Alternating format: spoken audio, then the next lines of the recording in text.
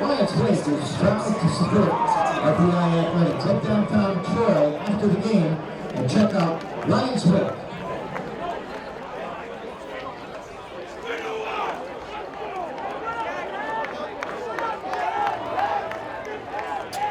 I'm trying to find Mackie. He told me to come sit.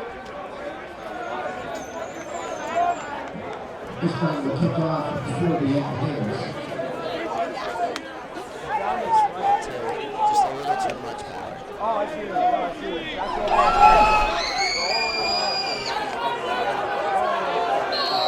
And the sets out Victor at 29 touchdown at back feet for Allegheny.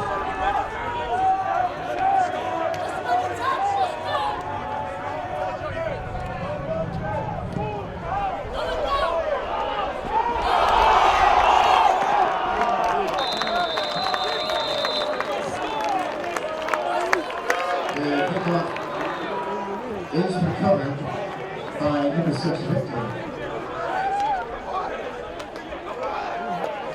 At the Allegheny 24-yard line, 1st and 10 for the Gators.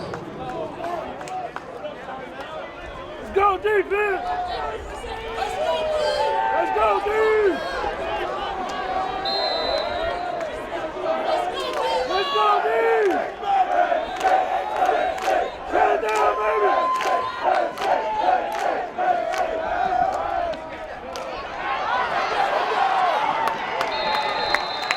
First pass complete to number 81, Ben Baker.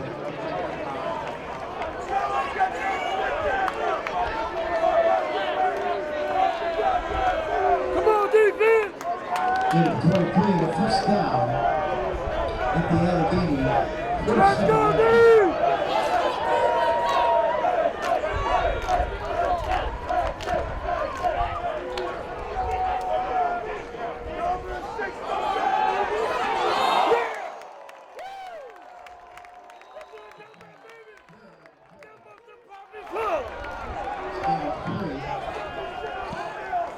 Some poppin' fun, baby! Tackled by number 4, Bukowski, and number 50, Jack Fowler. 2nd and 7 at midfield.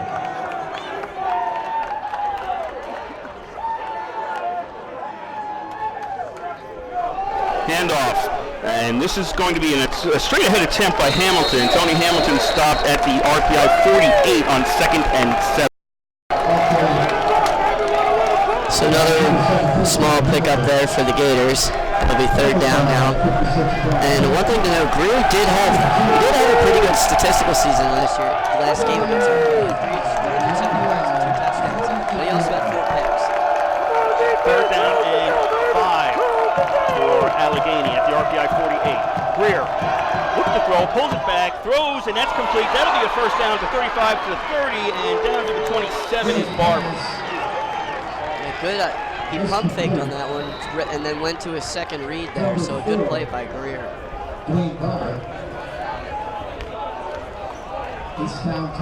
Allegheny's line, Kelton Pollock, Zach Cram, Zach Wilson, Ian Craycroft, and Raphael Ballantyne.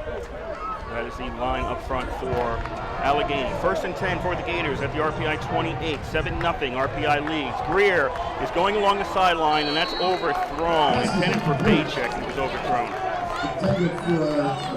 And the Gators, I just noticed it seems besides Victor, there are 2 other receivers that are pretty tall guys.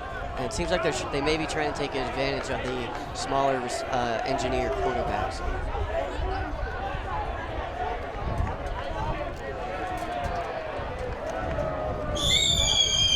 Second down and 10 at the 28-yard line. Greer pass in the flat, complete 30, 25 to the 20, just outside. That's a first down for Victor and Allegheny at the RPI 17-yard line. RPI 17-yard line, first and 10. So the Gators now responding after the Engineers had a lot of momentum in that first stanza. The line Victor up on the near side now.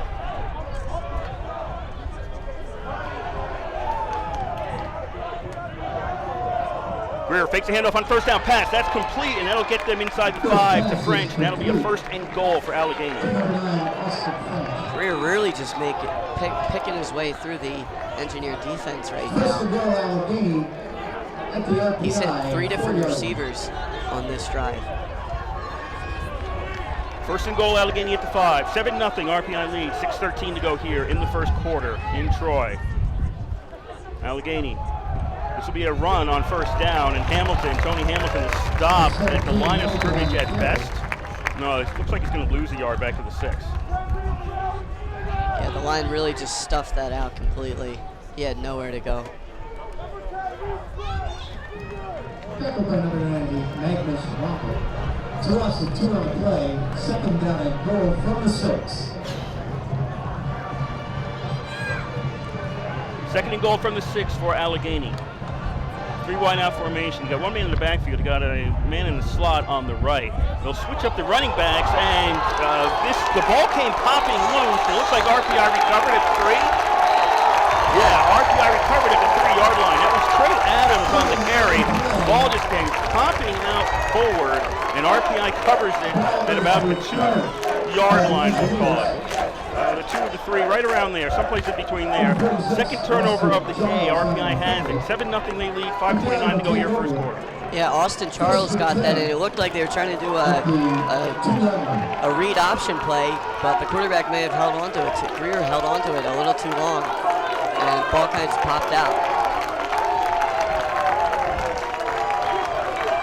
Engineers starting deep in their territory, but it's better to be deep in your own territory than the other team to be deep in your territory.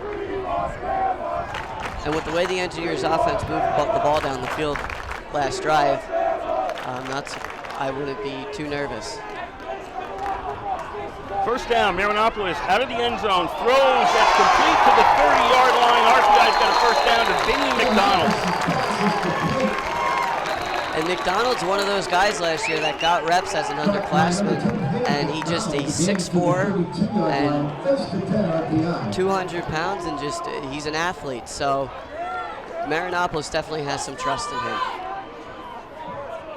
First and 10 RPI at their own 32. 7-0 lead, 5 to go here in the first quarter. Looked like almost a mix-up on a handoff, and Marinopolis keeping himself, and he stopped at the line of scrimmage. Kelly and Marinopolis, that didn't look clean at all. Was it a fake? Was it a handoff? Yeah, I'm not sure. I think it's another one of those read option plays there that may have gone, that the Gators tried last drive and just didn't pan out the way they wanted it to, either team.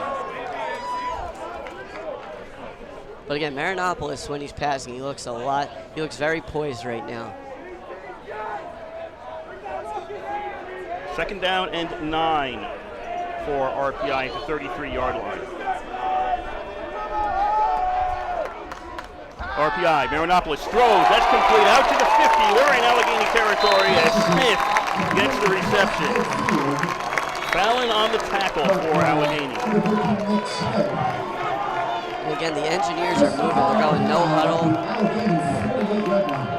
And it seemed like just a moment ago they were stuck in their own end zone, but Marinopolis, his passing has just been very, very incredible to start the game.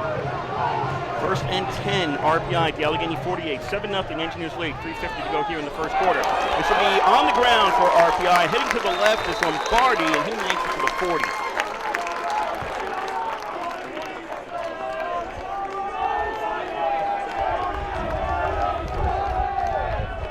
And that time the handoff worked out. Yes, didn't have a problem. I still don't know whether it was a handoff or not on the other one. Yeah, it looked like just a miscommunication between the two players. 2 on each side for RPI, as they have second and 2 at the 40-yard line. Marinopoulos wants to throw over the middle. That is complete, and that'll be another first down to the 31 for Smith. And another thing that Marinopoulos is doing, just like Greer was doing on that last drive, he's hitting different receivers. He's not going to the same guy every time. And that's what you want to see from your quarterback, trusting everyone. And when you have the depth that the Engineers have, there's no reason not to. First and 10 RPI at the 31-yard line. 2:55 to go here, first quarter. 7-0 RPI leads. Marinopoulos looks left, throws, and he overthrows Avery. That is incomplete. One of the few mistakes on RPI when they're out on offense. Yeah, I just mentioned how accurate Marinopoulos has been to start the game. And now Keddy Schrader is coming in at tight end, and a cool thing to note is that Hunter Kazin, who plays defense on the Allegheny line, they went to high school together. So they may end up lined up next to each other at some point in the game. Second down and 10 at the 31-yard line. Marinopoulos gets out of pressure, throws, looking end zone, it's up and it's incomplete. We'll want that one back because that was a beautiful toss. That was Quinton Hunt on the coverage there, and he was really perfectly positioned against McDonald. Well, McDonald, being the size that he is and with his athleticism, was still able to make a play on the ball. And I would not have been surprised if he came down with that. 4 wide out formation for RPI, third down and 10 from the 31-yard line for the Engineers.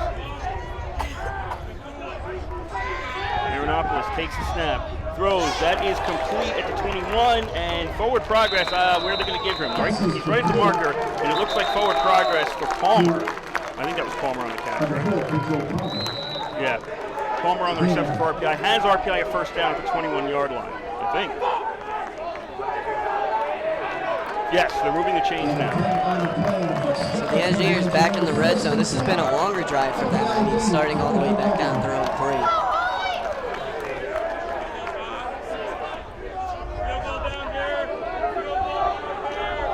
First and 10 at the 21 for RPI. 2 to go here, first quarter. Engineers lead 7-0 over Allegheny. Handoff on first down. It's going to get a lot more yards than I thought. It's more. It's going to get 17 yards on that carry. Dylan Burnett.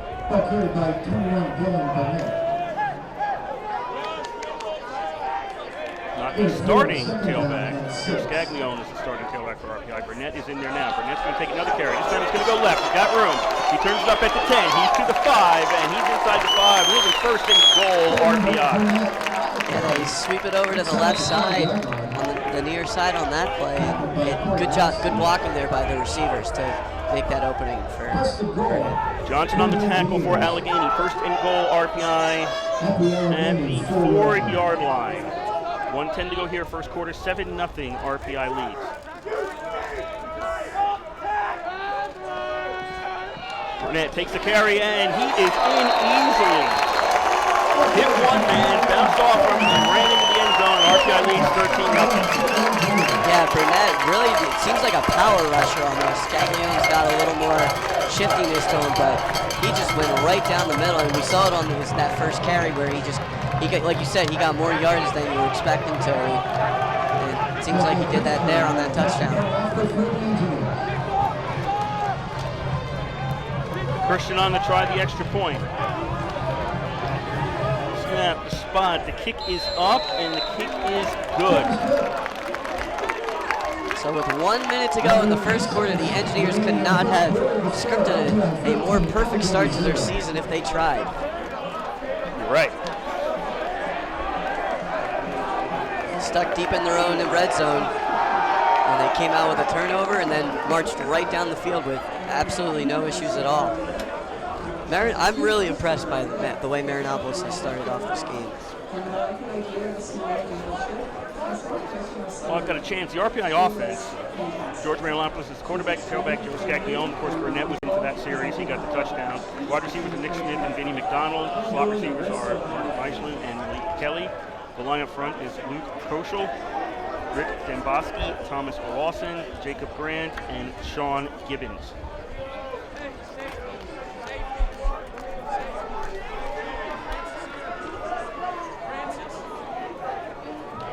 The third time will kick off for the Engineers.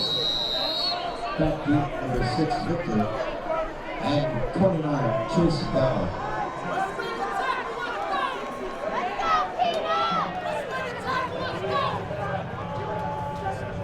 RPI again kicks it low. Taken by an up man to 31-yard line for Allegheny. 35, 37, that's all she wrote. 37, maybe around there. Is where Allegheny will start out their first possession. They need to hold on to the ball. 2 possessions, 2 fumbles. It's not going to be a recipe for success. Yeah, and they shouldn't be too, if you're a Gators fan, you shouldn't be too nervous because they were able to move the ball on that last drive. They were able to get down the field, but it just was a miscommunication between the running back and the quarterback that it seemed like it was a read option play, but someone took the ball that wasn't supposed to, and it ended up in the RPI defense. First and 10, Allegheny at their own 36, down 2 touchdowns. Victor goes in motion to the right side. Pass, that's going to be complete to the 47, and Hayes gets knocked down. And Joey Katowski on that knockdown knocked him back about 5 yards. Of course, he gets forward progress, but just impressive to see the strength there of Joey Katowski to be able to knock a guy back 5-6 yards. First and 10 at the 48.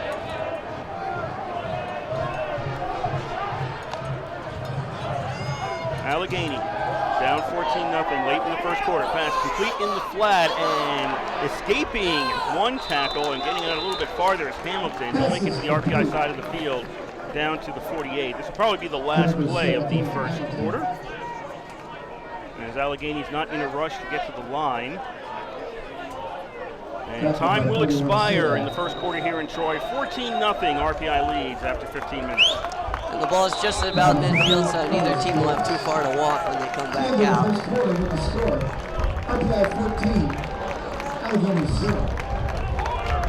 And on that last play, it looked like Tragney that missed the tackle in the backfield. And that's not something he's going to be happy about.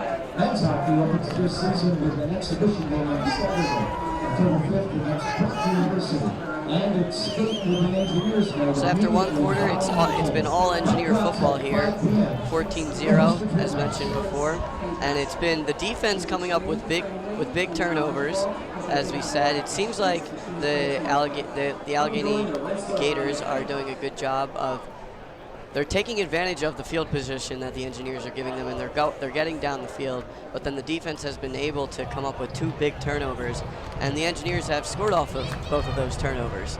So when your defense is forcing the ball back to your offense, and your offense is clicking and in sync, it means a pretty good result. So Coach I's got to be happy on both sides.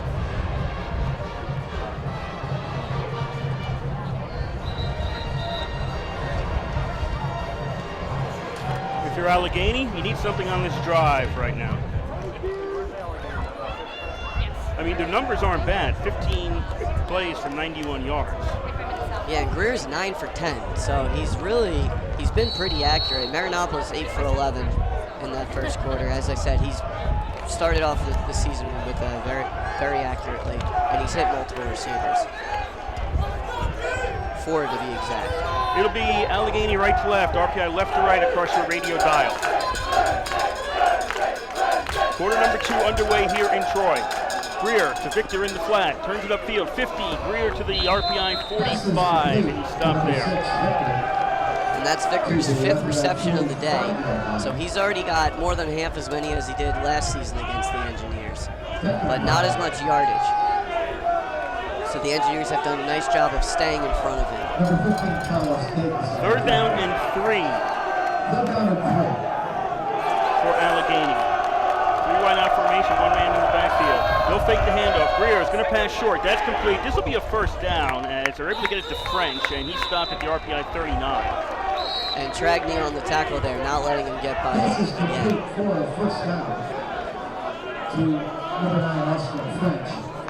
So it'll be 1st and 10 with 14:50 to go in the second quarter. 14-0 RPI lead. Remember, Allegheny's last drive got down to the RPI 2 before they fumbled. So it's not like they haven't been able to move the ball. It just looks that way on the scoreboard. Greer out of the shotgun. Looking for a lot this time, and that he was looking for a bait chick, but he was covered by Battle.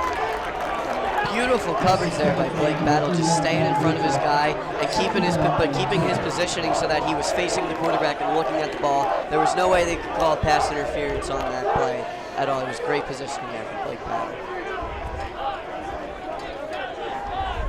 Battle's certainly not the tallest guy on the field, but when you have his speed and you have his instincts and smarts, it doesn't matter who he's covering. Victor in motion to the right. This will be play action. Greer passes. That's incomplete. It is complete. Oh, okay. For a moment there, I thought Hayes, who got the reception, dropped it, but he did not. I must have seen the shadow. It's complete to the 30, and they need to get to the 29.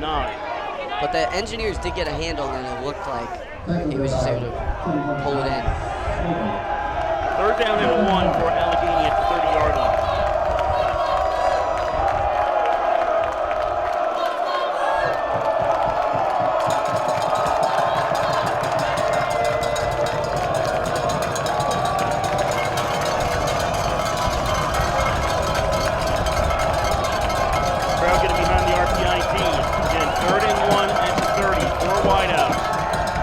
Pass, quick, complete. That'll be a 1st down, and that'll be to the 17-yard line for Bachin. To number 81, Bachin, for 1st down at the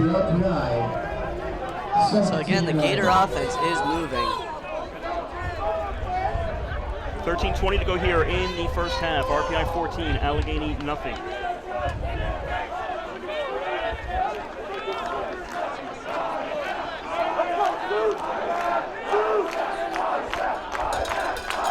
Victor in motion. On 1st down, Greer has to distance one off short, and that'll be stopped at the line of scrimmage. Hamilton had nowhere to go. The Engineer linebackers and quarterbacks all over that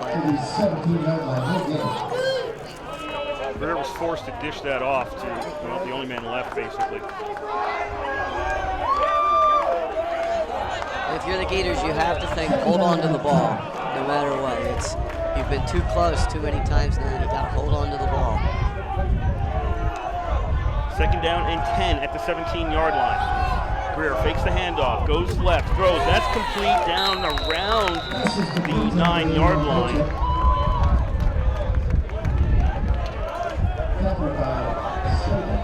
French on the reception for Allegheny. That's not enough for a 1st down. It'll be a 3rd and about 2 at the 9 for the Gators. The Gators, I'm not sure whether you go run or pass because they've been pretty successful on the pass so far, but it is 3rd and 2. Pass, and that is complete. That'll be a touchdown. French gets it basically off his own tip and falls into the end zone. And we got a flag on the play. I think there was a late hit on the quarterback from Sadak because I saw Greer wave his hands up as he was sitting on the ground, and then the flag came out. This is the 1st penalty of the game. Let's go down. Roughing the passer. Defense, number 31.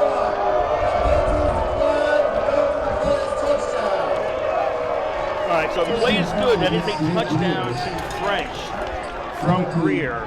Gives 6 points to Allegheny. They'll try the extra point now, and the penalty is assessed on the kickoff. So they faked the handoff there, and then just went high with their receiver. Leinenweber will come out to try the extra point for Allegheny.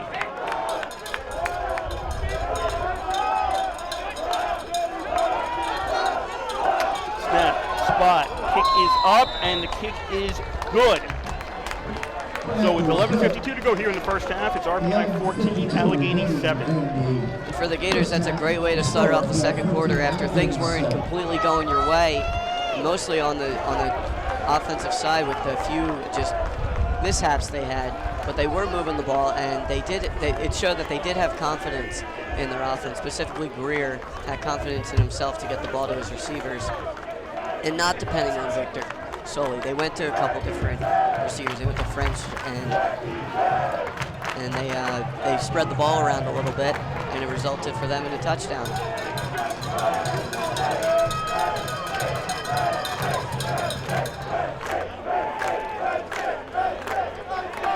Stats for Allegheny are going to look pretty good, actually. They're down by 7 right now. They had 91 yards at the end of the first quarter in offense, and they picked up another 50 after that, something like that. They're about even, the two teams, in terms of total offense at this point. So yeah, based on how both of these offenses are moving, I think what we're going to see is once that first defensive stop comes, that's going to be a real turning point for either team. Whether the Gators can stop the Engineers or the Engineers can do what they've continued to do and maybe not stop them on a turnover this time, but maybe force a punt. So the personal foul on the touchdown play, the roughing the passer call, that is assessed now on the kickoff, and Allegheny will kick off from the 50-yard line. Roughing the passer penalty against RPI. And I believe this will be the first kickoff of the game. For Allegheny? Yes. Yes.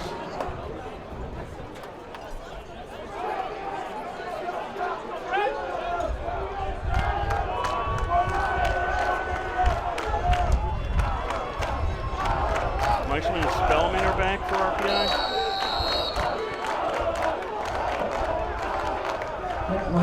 To kick off. No, it's not Meichel.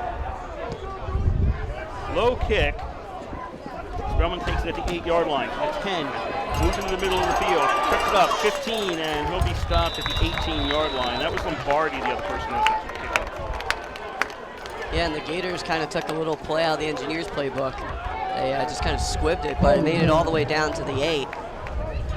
To the 19-yard line. So the Engineers won't have as good field positioning as they've been giving the Gators.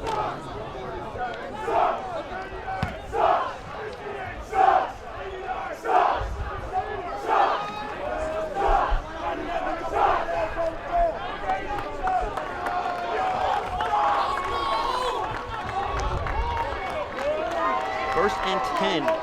Well, they can call it the 19-yard line. Yeah, that's what I wrote down, the 19-yard line. First and 10 RPI is 19-yard line. Up 14-7, 11:46 to go here in quarter number 2. Doing opposite between his two backs. This will be a handoff on first down, and Meichel gets it to the 23-yard line, running straight ahead, and then gets pushed back to the 15. Yeah, a little bit after the play there. But Meichel did a good job of fighting his way through. They brought him in from the slot, actually, to take that handoff. Ball's at the 23. It was Bala who pushed Meichel back.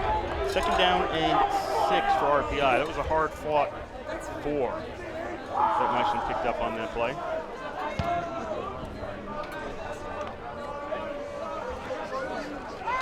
Four wideouts. Pass. I thought it was going to be complete, but Chico dropped it at about the 27-yard line. Couldn't hold on to it.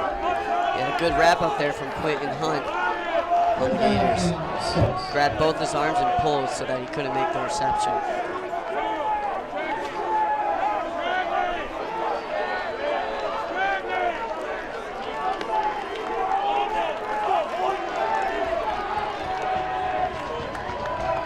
Third down and 6 at the 23-yard line. And this is going to get tipped and intercepted by the Gators. And that is not a pick six. It's knocked out of the hands, loose in the end zone. Was it covered in the end zone? We're waiting for a That call ball here. was definitely out before he got into the end zone. Okay, so this is what happened. There was a tip. It was intercepted. I think that was Kazin who got the interception. Ran towards the end zone, kind of started to celebrate. Ball got knocked out of his hands, went into the end zone, was covered near the back of the end zone, but was that player in bounds? No, they're going to call a touchback on this. They're going to call a touchback, and it'll be RPI's ball. Very interesting turn of events there. Okay, so this is your obscure fumble rule.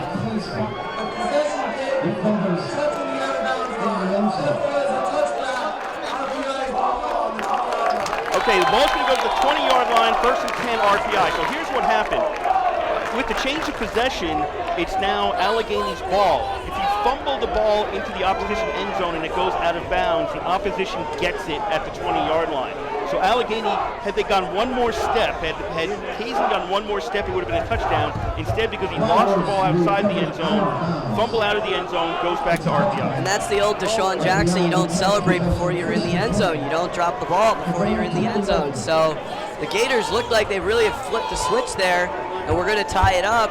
But instead, the Engineers are going to come back with a first down and a fresh chance. It looked like it was a screenplay they were trying to set up, but the Marinopolis just couldn't get it out. They came at him too quick. 1st and 10 for RPI at the 20-yard line. New series of downs because that was a change of possession, and there's maybe a running off the right. There's about 2 yards there for RPI. And just a settle play there from the Engineers, really, to kind of just play it safe, hold on to the ball, settle everybody down. Because that was just a bang, bang, bang, really, from all angles. Merkel on the run there. He's now in at quarterback for RPI, as they'll go with, as usual, unless they get near the end zone, they usually go with a 4 wide receiver formation. That's what they've got right now. And Merkel takes it on 2nd down, weaves his way through some players, and he's going to make it out near the 28. Across the 27-yard line to set up a 3rd and 3 for the Engineers. And the Engineers really flexing their depth at tailback now. They've had several guys take handoffs, not just Scaglione.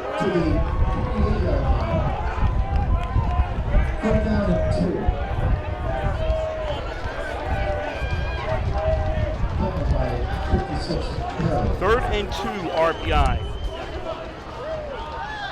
Marinopolis throws. That is complete for a first down to the 35. DeChico gets the reception, immediately forced out of bounds by Hunt.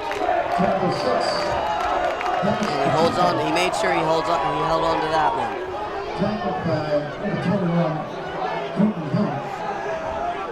1st and 10 RPI at their own 35.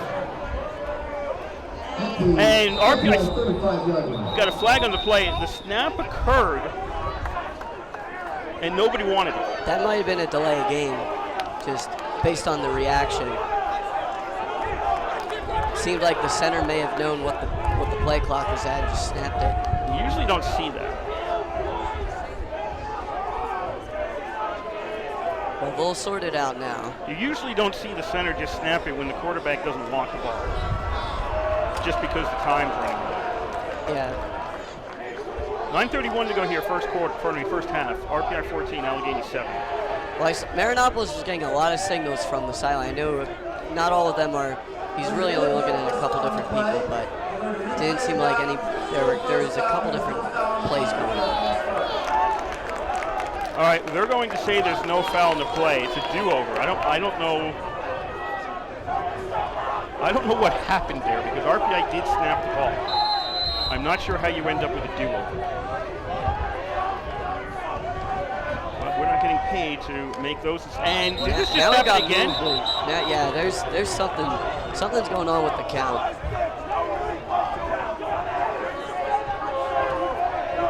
Did the ball ever get snapped? No, the line is definitely not on the same page. A false start on the offense. And the Engineers, one of the things we didn't talk about too much, they do have 3 new offensive linemen. They graduated 3 seniors. So they might not be all in sync with each other. It's the first game of the season.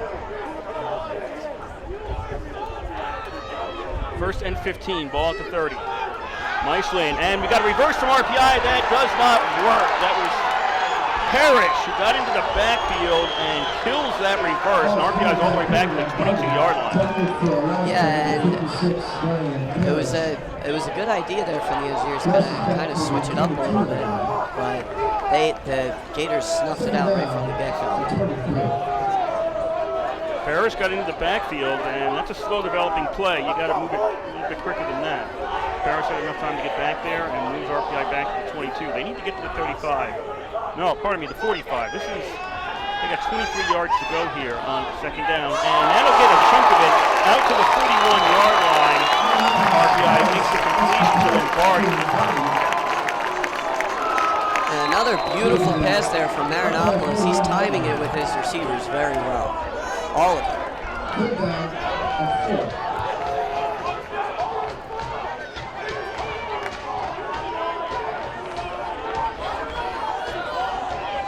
Third and 4 for RPI. Marinopolis wants to throw. over the middle, and that is complete to the 30-yard line. Mason down to the 25. A first down for the Engineers. Beautiful play there from Iceland. Just reached up and pulled it in. Engineers made quick work of that deficit that they got off of the end around.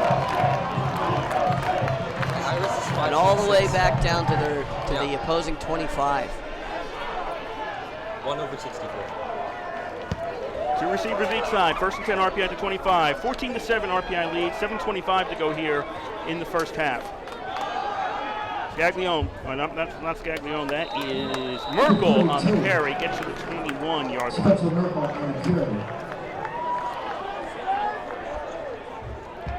And again, the Engineers showing a little option there. Marinopoulos faking the pass. Marinopoulos in the flat. That is complete to the 20, maybe the 18-yard line on this one. That's Tommy Avery.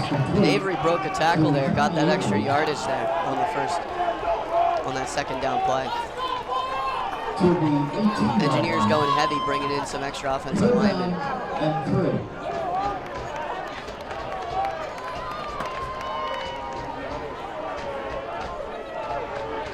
Third down and 3 for RPI. One receiver alone on the left. Now he's going to go in motion to the right. Marinopoulos had a little bit of trouble. Nope, that's not Marinopoulos. That's Michelin on a direct snap, and Michelin is stopped near the line of scrimmage. Maybe he got half a yard. And it's going to be a fourth down and about 3 for RPI. So the Engineers go with the Wildcat there and the heavy personnel. RPI is going to bring Christian out to try a field goal. This will be his first field goal attempt of the season. And a pretty important one, considering how quickly the Allegheny offense has been moving. 34-yard attempt from the right hash. He's a right-footed kicker. Snap the spot, the kick is up, and it is plenty good. We have 5:52 to go here in the first half. RPI 17, Allegheny 7. The Engineers with the 10-point advantage, 5:52 to go in the half. Plenty of time for the Gators really to, if they want to, they could probably take the clock all the way down, and if the drive goes the way they want, they could make it a one-possession game going into the half. And now one thing to note, the Engineers will get the ball to start off the second half on the kickoff. So they'll want to be within at least one score before going in. Allegheny's defense, well, I got a chance. Cameron Shadle, Hunter Kazin, Austin Hoyt, and Grayson Lee are the line up front. Linebackers are Chase Bala, Kyle McGee, and Corey Lasky. The quarterbacks are Quentin Hunt and Trevor Fallon, and the safeties are Hudson Ari and Phil Johnson.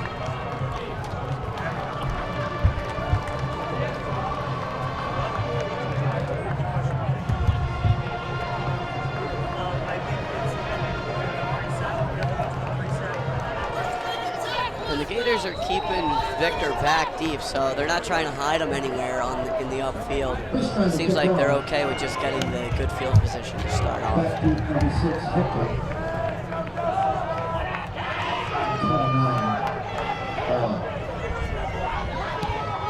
This will be a short pop-up, and what happens? It looked like they called a fair catch. Oh, you can, well... They called a fair catch, and then the guy that called the fair catch didn't pick it up. So... You're allowed to do that inside the 25-yard line.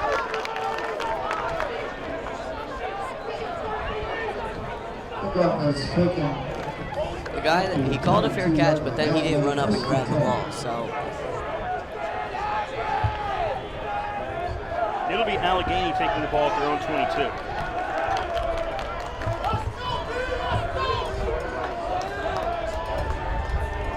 I believe it was Hamilton that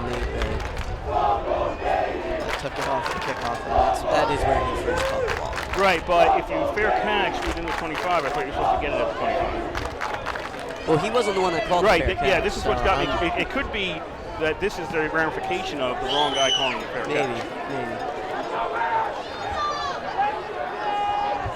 At the 22-yard line, first and 10 for Allegheny, trailing by 10 here in quarter number 2. And this rush to the right is going to be stopped at the line of scrimmage.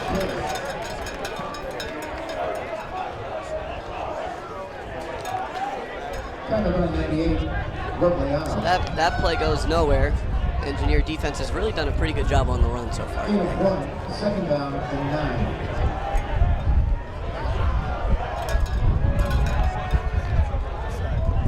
9. Second down and 10. Quick pass, that is complete, 30-35, and French has it for a first down at the 37.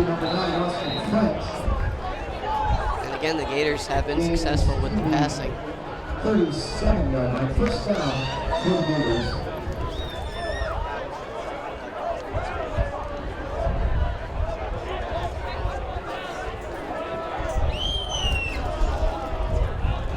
First and 10 for the Gators at 37, 17-7, RPI leads, 4:50 to go, first half.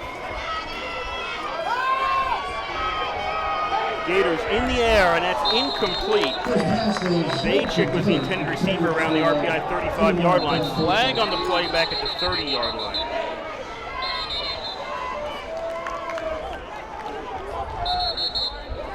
It was good coverage there by the Engineers. Sola is down on the far side of the field at the 35-yard line. Yeah, not too sure what happened. It seemed like he had good positioning on the play.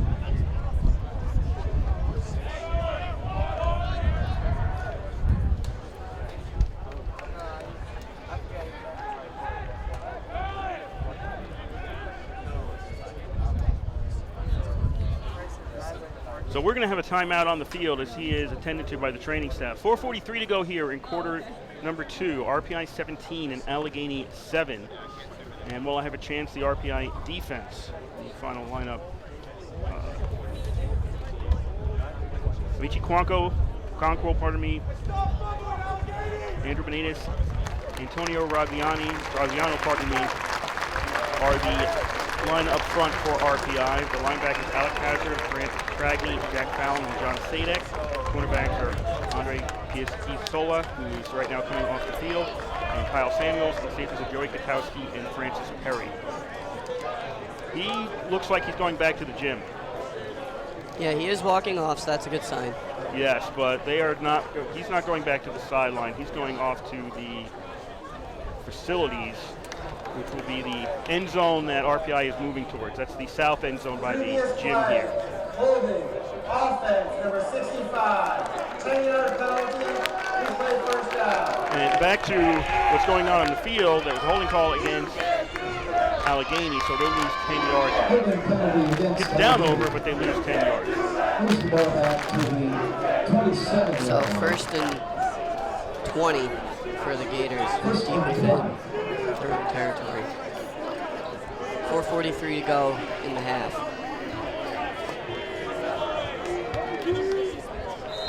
So the Engineers bring Battle out to the far side now. Ball's back at the 27-yard line. Victor on the handoff, goes all the way out to the left, and he strings this out as far as he can and runs out of room, and he's out of bounds at 30. Again, the Engineer defense, the front line and the linebackers have done a beautiful job on really any sort of running play that the Gators have thrown at them, whether it's been a cut to the far side or a push down the middle. The Engineers have been there, have read it, and been up to the task each and every time. Second and 17 at the 30-yard line. That pass to the left is completed and gets down to the 38-yard line. Bajik on the catch. Third and about 10. Excuse me. Second. 9. Third and about 9. Third down and 9. Foul on the tackle there for RPI.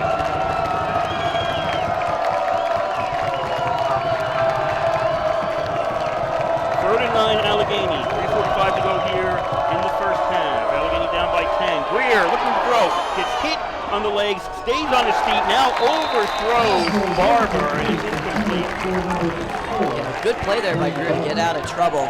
And he did find his man, but it just went right through his arms. And I was talking about the rushing. The Gators have averaged about 0.3 yards per rush. Well, that's only 2 rushing yards on 7 attempts. So the stats are backing up what what I'm seeing from the Engineers defense. I believe this is our first punt of the game. Yes, it has been so far a punt-free game. There have been 6 previous drives, 4 scores, 2 fumbles.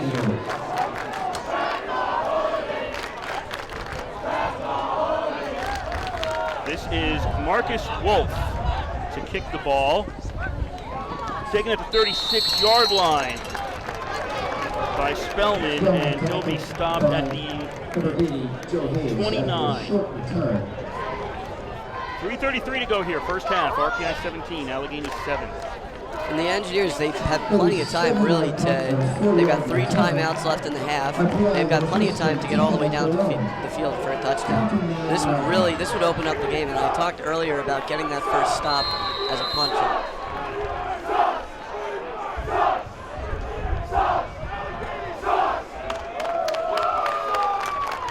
First and 10 Engineers, 4 wideouts. Munoz Watts goes in motion to the left. Handoff on first down out to the 33. Who we have running for RPI at this point? That is going to be Staglione. 36, Joe Staglione on the carry. Tackled by 45-pound Mentioned in the pregame, RPI likes to move players around. Players in and out. 3 backs. At least 3 backs at team 4. action today. 4. Is it 4? If you include, maybe even 5 if you include Mislon and Lombardi. And Scaglione will make it out to the 37-yard line. Those are guys that they're listed as slot receivers and brought them in to the backfield. RPI now looking at a 3rd and 2 at their own 37-yard line. From the RPI 37-yard line. 4 receivers set. Dished off short, and Munoz Watts was looking in a different direction than Marinopoulos threw the ball. And it goes incomplete on 3rd down. Yeah, miscommunication there between Watts and Marinopoulos. And Munoz Watts is one of those guys that's returning after an injury last season. And he's got the speed to really be an electric type of player for the Engineers. Bring that X factor.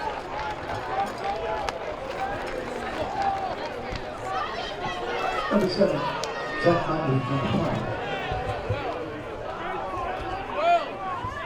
On 4th down, Montreve comes out to punt the ball. Victor will take it at the 20-yard line. Nice high punt. Victor to the 25, and that's all.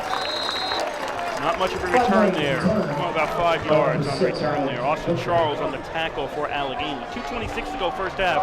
RPI 17, Allegheny 7.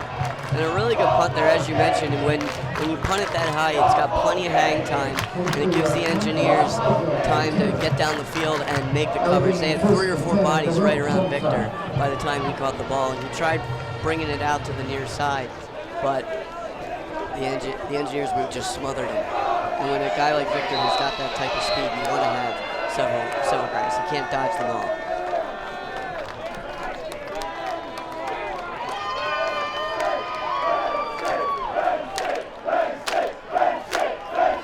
First and 10 for Allegheny. Just a reminder, this is WRPI Troy with Engineer Football from the East Campus Stadium in Troy, New York. Greer fakes the handoff on first down. Pass to Victor. Did he get a foot down? Yes, he did. Got a foot down at the 34-yard line. Nope, now they're going to say incomplete. One official said yes, and the other official said no. By the way, Kevin Lynch is the referee today. I just remembered his name. I want to get that in there. So they're going to say that's incomplete. And it'll be 2nd down at the 25-yard line for Allegheny.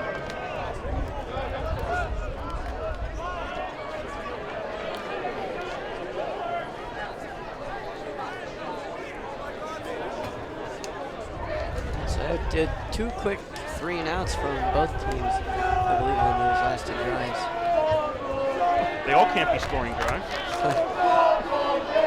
I mean, after how we started from both teams, it seemed like it might have been. Defenses are starting to stick in. On 2nd down, this will be a completion to the left. Along the near side, an 8-yard gain. That's Steinprice, pardon me, on the reception for Allegheny. And Cole gives me. 33-yard line. Put down at 2. So it'll be third down. Third down and about 2 at the 33. And the engineer student section really trying to make a lot of noise here. 4 receivers set. They're going to dish this one off in the backfield. That will not be enough to get to a first down. Hamilton couldn't find room to maneuver. He stopped at the line of scrimmage. And RPI just took a timeout, I believe. RPI, the first coach timeout of the half. So I believe that was probably to just stop the clock from running Yes. and give them a little bit more time to come down and at least hit a field goal. Yeah, there's 1:34 left to go in the half. RPI wants to get the ball and get some time, more time with it than they normally would if they allowed the clock to run.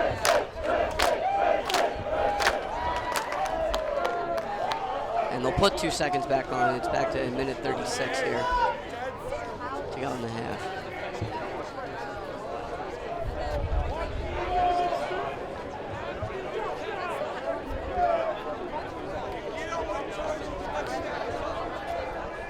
In terms of the statistics, it's been a pretty even game so far.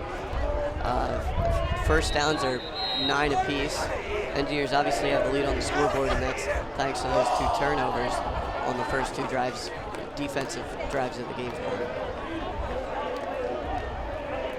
Well, if this game margin of victory is less than 14 points, now what do we have? RPI took another timeout? I thought you can't do that. Well, it looked like the Gators, they originally came out with punt, and now they set up for a play. Oh, okay.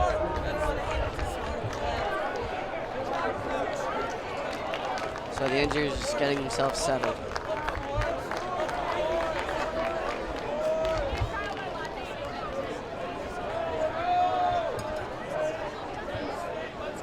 Everybody goes to the sidelines and thinks this one over. I've called a lot of football games. I don't think I've ever seen a team take 2 timeouts in between the same 2 plays.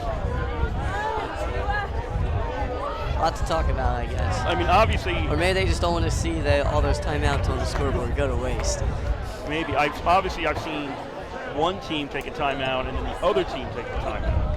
That's far more common than both teams, or one team taking both timeouts.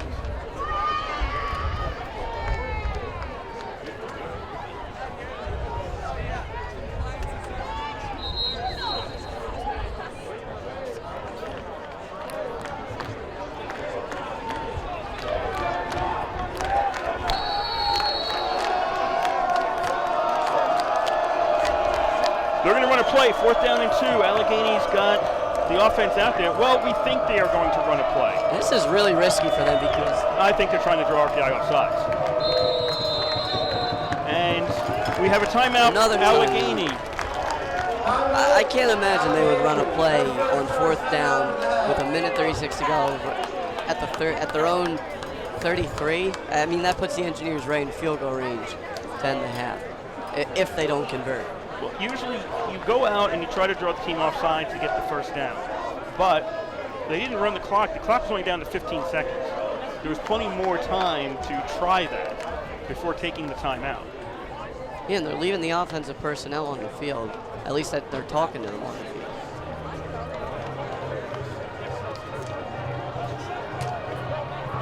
A game that was moving quickly has suddenly slowed to less than a crawl. Timeouts will do that. And the Engineers, they put one man deep back. Now they have the punt formation. Right, now they're back in punt formation. Spellman is back deep for RPI. They fixed the timeouts on the scoreboard. That was Allegheny's first timeout. They had it down to 0. That was actually their first. Now Allegheny punts the ball. This will bounce.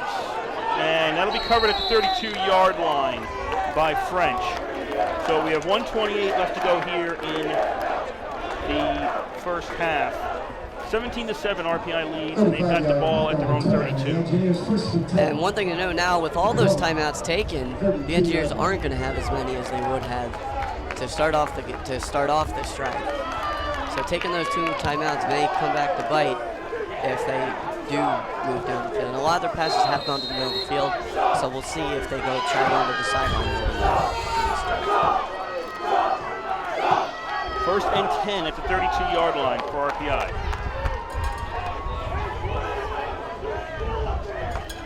Marinopoulos wants to put this one up. Has protection, but overthrows. That was about 6-7 yards beyond McDonald. Overthrows and it goes incomplete.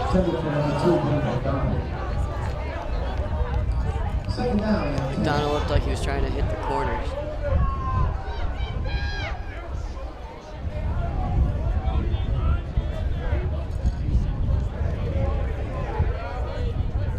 Second and 10, RPI at their own 32.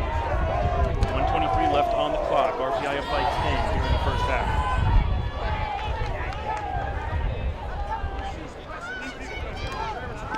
Keep it on the ground this time.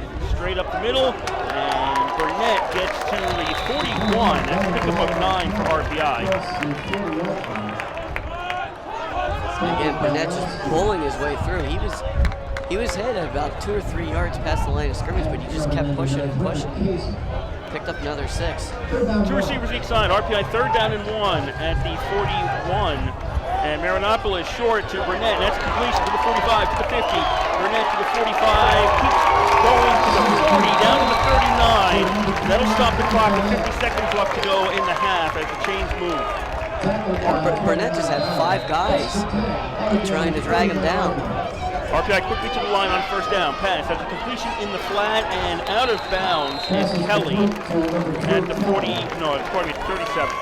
Smart play there from Kelly to get out of bounds instead of pushing for that extra yardage. Picked up 2 or 3 on the play and then got himself to safety. Saves the Engineers a timeout.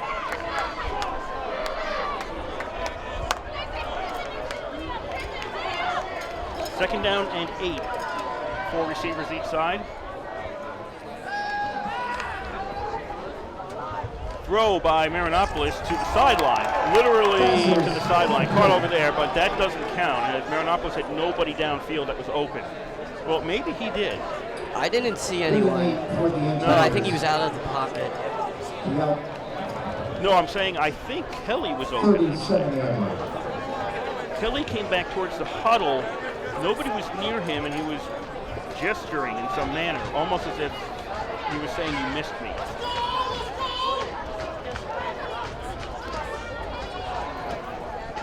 Third down and 8 for RPI, and that'll be a completion along the sidelines to Smith. He's out at the 23, and that'll be a first down for RPI. 32 seconds left in the first half. First down for RPI at the Allegheny 23-yard line.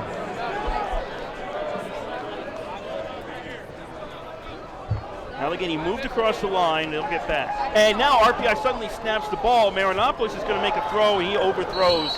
And that was another, nobody was expecting that. The ball was snapped in. Marinopoulos was surprised, and the line didn't move.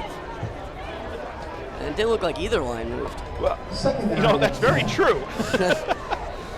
I don't think they moved on the Allegheny side quickly either, but the center snapped it. Marinopoulos wasn't expecting it, and RPI's line stayed in position.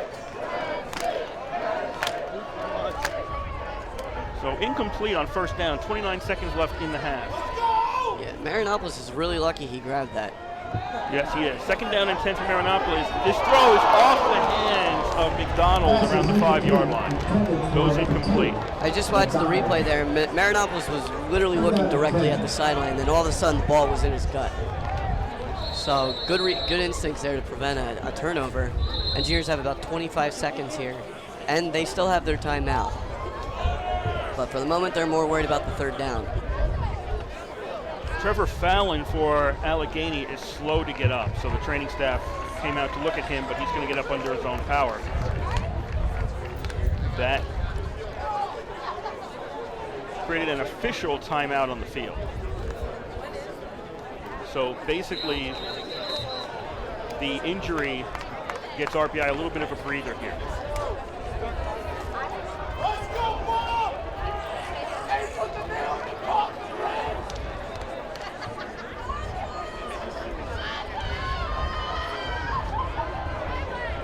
RPI is gesturing to the clock. The play clock should actually be running. I thought that should have been a 25-second play clock because the clock had stopped. They needed a 40-second play clock. The game clock now starts on the snap. Marinopoulos drops back, looks downfield, doesn't see anybody, goes to his right, now throws, then it's complete to the 10, to the 5, and is he going to get in? And down at the 1, no, they're going to say down at the 1 was Smith. He was trying to spin around and get the ball across the plane, but he wasn't able to do it. There's 12 seconds on the clock, and the clock will now start. RPI to the line, first and goal inside the 1, and now we've got a timeout from Allegheny. There's 8 seconds on the clock. It'll be after this timeout, RPI first and goal, actually at the 1 yard line. Yeah, and a really good effort there from Nick Smith on that last reception. He broke the first tackle at the 4, and then almost busted his way through 2 more Allegheny defenders to get that in. But instead, they stop him at the 1 with 8 seconds to go. And if you're the Engineers, what do you think here? Pass or just jump it over the line? Like they had success with that with Meesman earlier. They just handed it off and he jumped over. You have to run a quick play. So my feeling is you run it, and the moment somebody hits the ground, you call a timeout. Right? That has to be the idea here. But it has to be quick. If you want 2 shots at this, you have to go fast on their first chance. And then the second chance, maybe you kick a field goal, depending on how you... Nope, they're going to send Christian out for the field goal. Nope, sorry, that's Kelly. That's Marinopoulos. Marinopoulos out there. So. Kelly and Christian both have number 3. So I saw the 3 out there, and I made a mistake. And they've got McDonald in man coverage, and he does have the height advantage on the far side.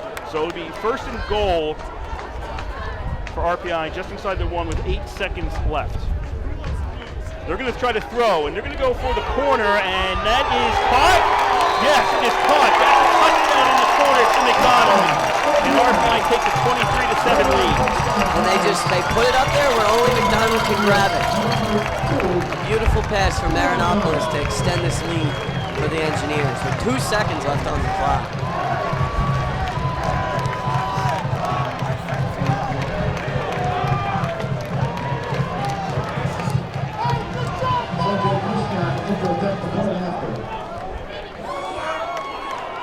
Christian out to try the extra point. Snap the spot. The kick is up. It is good. 2 seconds left in the first half. RPI 24, Allegheny 7.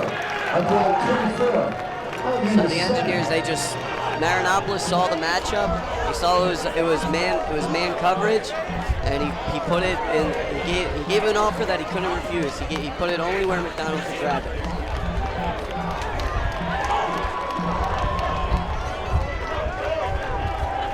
2 seconds left here. We'll see if they try to hide Victor somewhere on the kickoff. This is going to be a low kick no matter what. That's true. This is actually a good time for an onside kick. It's not going to get you anything, but it's going to prevent a long run back. Yeah, unless they try some lateral flip around, you're definitely right on that.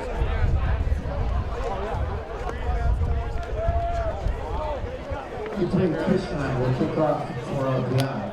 So 2 seconds left as RPI has to kick the ball away.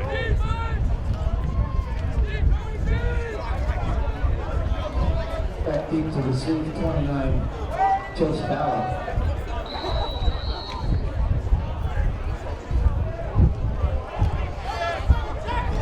See what they do here.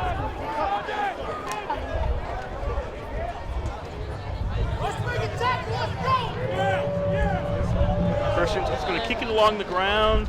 It'll get picked up around the 27-yard line, and this is not going to get anywhere. He's tied up, and forward progress stops him, and that's going to be the end of the first half. 24-7 RPI leads after half number 1. And the Engineers student section giving a lot of props to the guys, a lot of high fives as they head into their locker room, and why not? They're up 24-7 in the first half, and there really wasn't a glaring weakness from the Engineers that I could see. The Gators certainly they were able to move the ball on those first couple drives, but it looked like the secondary sat down a little bit and tried to just focus, and they were able to stop them on those last 2 drives. RPI 5 possessions, 4 scores. 3 touchdowns, 1 field goal, and then they punted on the only remaining possession. Doesn't get a lot better than that. It's not been a high possession game. Both teams have held the ball for decent chunks of time. Just RPI, no turnovers for the Engineers and 2 turnovers for the Gators. That's really the big difference in today's game. And like you said, if this is a difference of 14 points, we know why. And you take away 14 points from the Engineers off of those turnovers, it's a 10-7 ball game.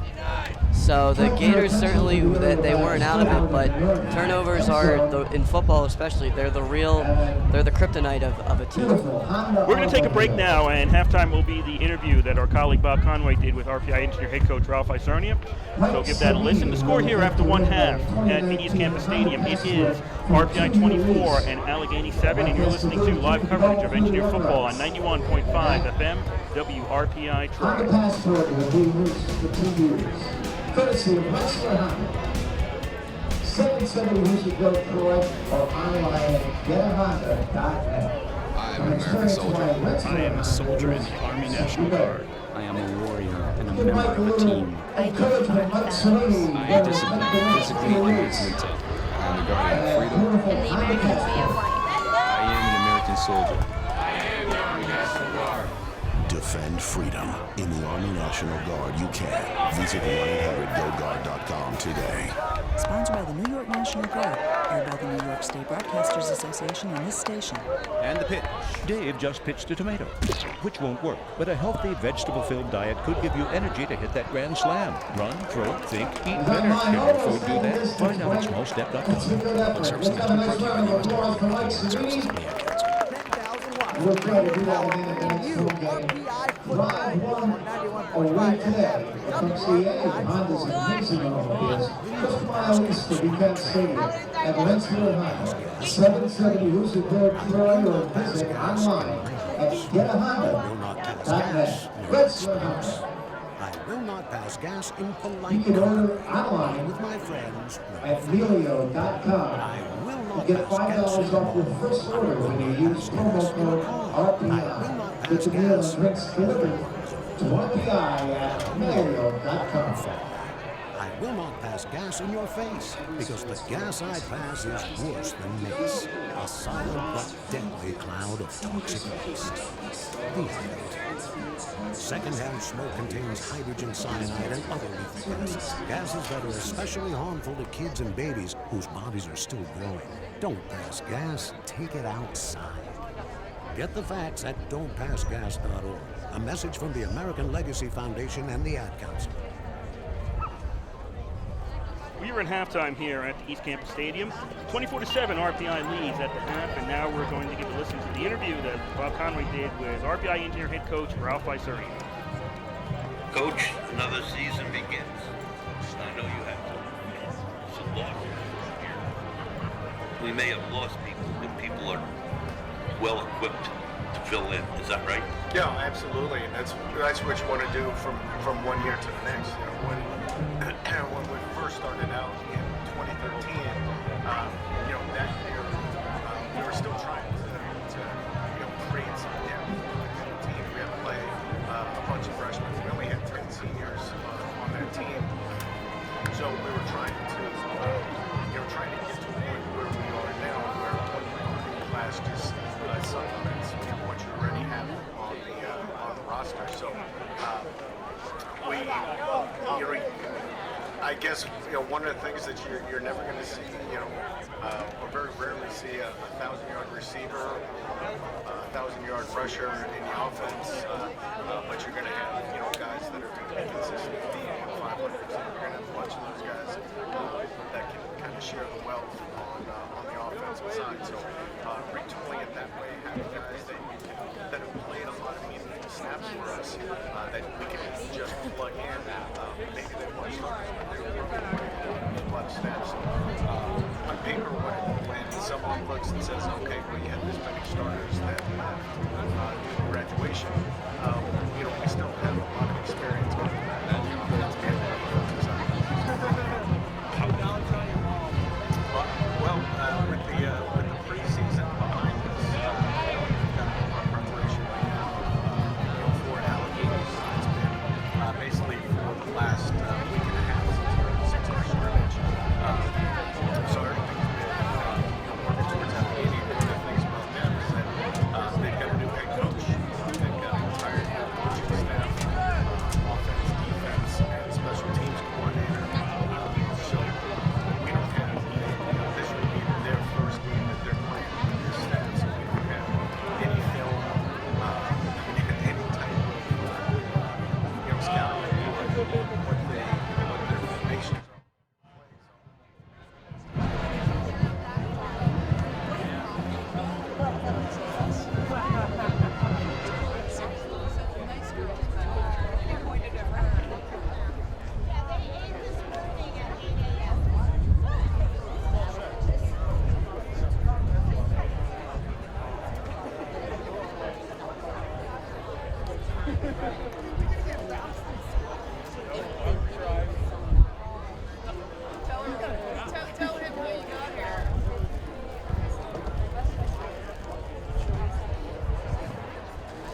If you're looking to take a cruise or the all-inclusive vacation of a lifetime, call Yankee Trails.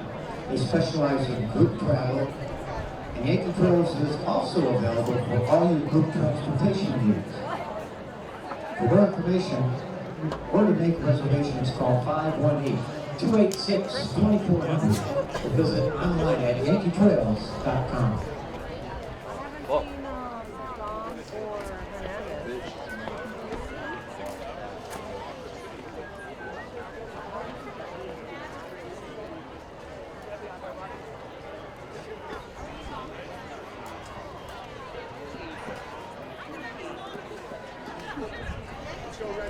Friends, remember, present your game ticket at Subway in the Toy Plaza and receive 10% off your order. Subway, just down the hill in Toy Plaza at 120 Houston Street. Subway, eat fresh.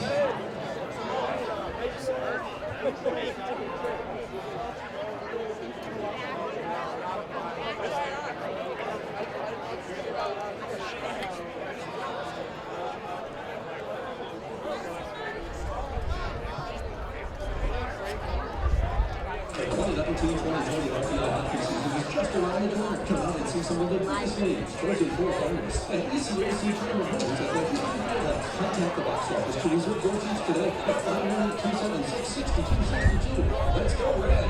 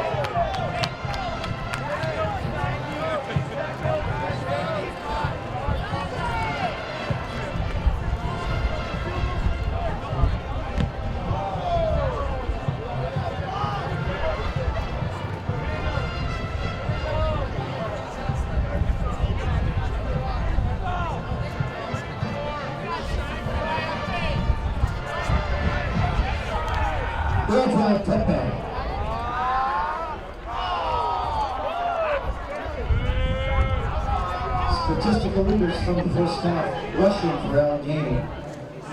Alex Victor with 3 yards. Passing for Allegheny. Nazareth career 19 completions, 23 attempts, and 1 touchdown for 157 yards. Leading receiver Alex Victor with 5 for 24 yards. Doug Mitchell has 4 for 52 yards.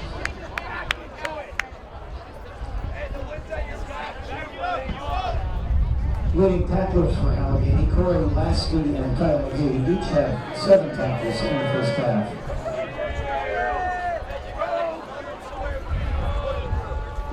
Marcus Wolf punted twice for an average of 36 yards.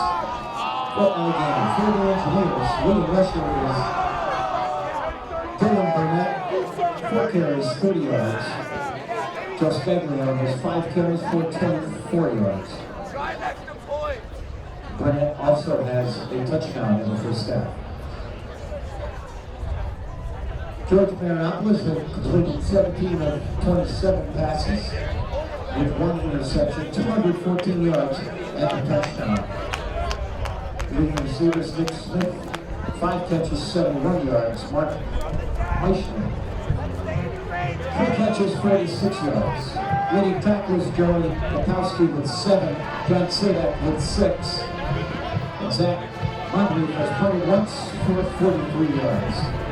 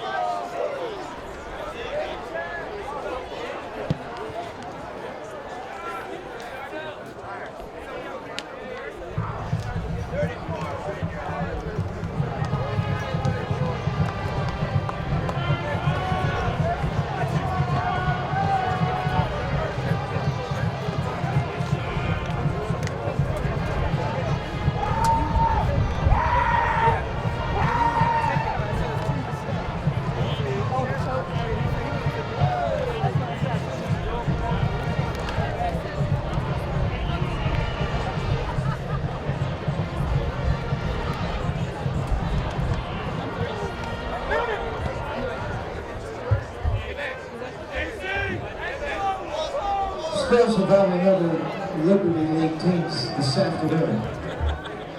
At the half at St. John Fisher 10, Buff State 0. Also at the half it's Hobart 20, Rockport 7. And late in the first quarter, Union 21, Westfield State 0.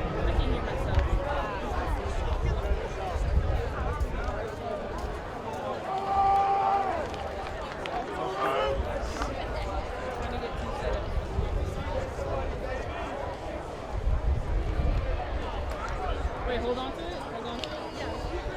Hello? Oh, I can hear you. Get on my mic too.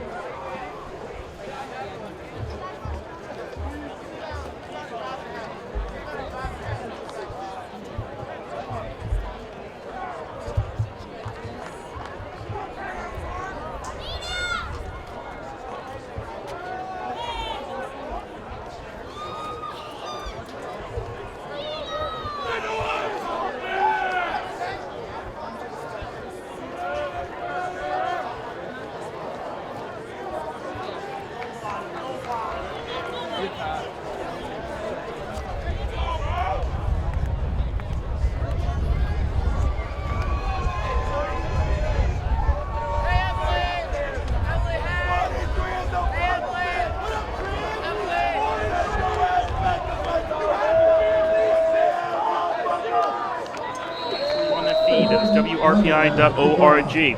RPI will get the ball to start out half number 2. They'll be going right to left. It'll be Allegheny left to right across your radio dial. And the kickoff just happened. Ball bounces, goes out of bounds, and that's a flag. And where's RPI getting that? 35? 40? 35. 30 yards. 35-yard line.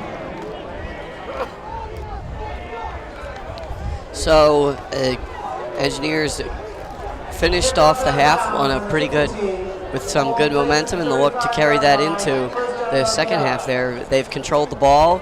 They've scored on, like you said, on 4 of their 5 drives. And 3 of them were touchdowns, only 1 field goal. And they've got a 21-point, or excuse me, unable to do math right there for a second. 14-point. 17. Wow, 17-point lead. Jeez. Do I go to an engineering school or not? I was keeping quiet after the first time, but not the second time. RPI, that's a direct snap back to Lombardi on first down, and he runs out of bounds at the 38-yard line. As I mentioned before, RPI got it at 35 thanks to the kickoff out of bounds. So good field position here to start for the Engineers.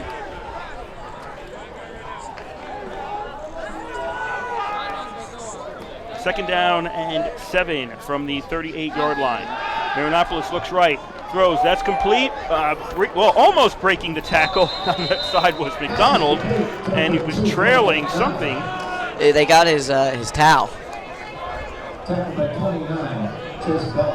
He ends up going, where's his forward progress?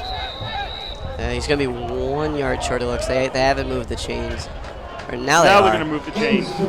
Are they? No. One person wanted to. Now they are moving the chains. This is a first down. RPI at the 45-yard line on the forward progress. Up by 17 is RPI. Run goes to the left on first down, and falling on his back. That's not the easiest way to get tackled. Is Todd on that carry for RPI.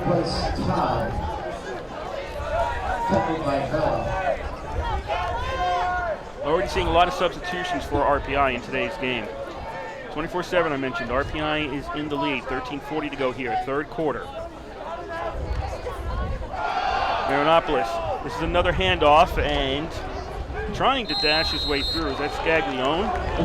It looked at, by the way, he was running. Nope, not Scaglione. That is Merkel. So Merkel on that carry. He gets out to the 49 of Allegheny. It'll be a third down and 4.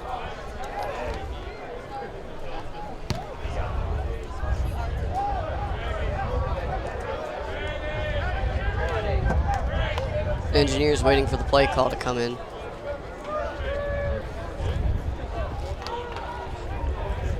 There was also some sort of equipment exchange for Allegheny. And Corey Lasky on the stop there. I mean, it was a bunch tackle, but Lasky was able to get the first one to grab a hand on him. 3rd down and 4 RPI at the 49-yard line.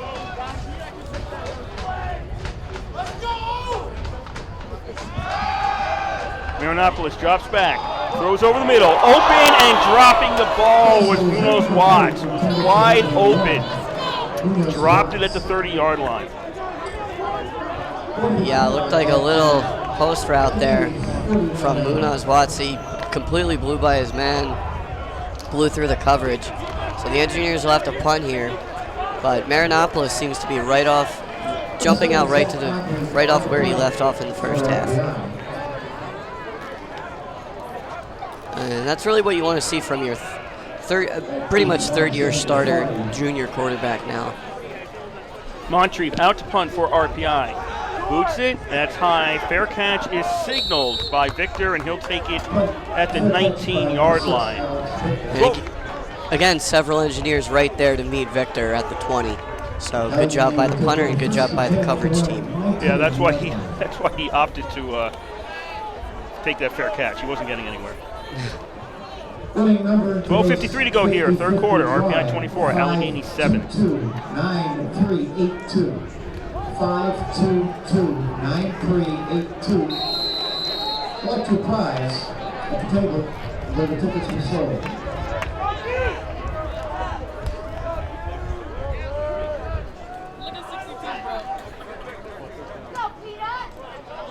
First chance for Allegheny on offense in the second half.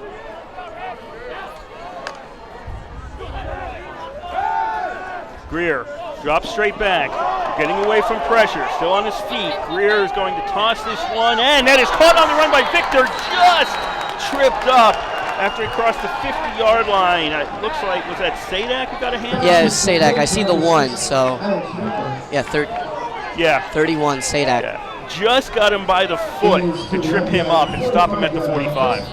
If he doesn't touch him, Victor's gone. Yeah, and Greer did a great job of getting out of pressure twice. 1st and 10 for Allegheny at the RPI 45. Allegheny down by 17. This throw was towards Victor in the flat, and it was really Greer throwing the ball away. Yeah, and Greer made sure that he was throwing the ball forward. If he had tossed it backwards even a little bit, the Engineers could have picked it up and ran it in.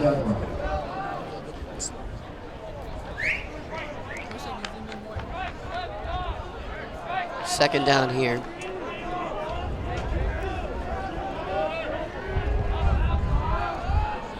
Second and 10 at the 45 for Allegheny.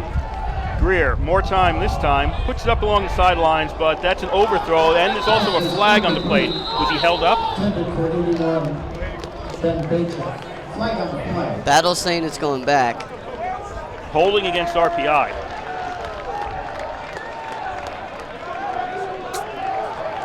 So that'll give them a first down. Bajcik was the intended receiver along the sidelines. Defense, number 13, 10-yard penalty, result in the first down. That was Battle on the coverage, so he gets called for holding. It's not a pass interference holding, so it's 10, not 15 yards. And that'll move Allegheny to the RPI 35. It's actually been for a first game, not a lot of penalties so far. I've seen a lot of ugly first games with a lot of flags out there. Not so far today.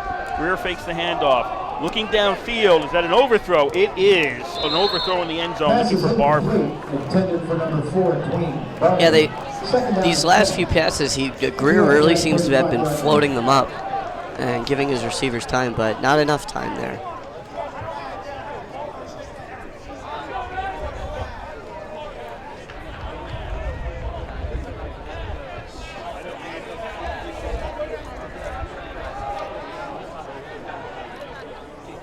Second down and 10 at the 35 for Allegheny.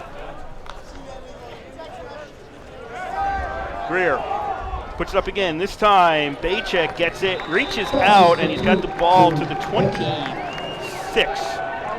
Pickup of 9 for Allegheny on that play.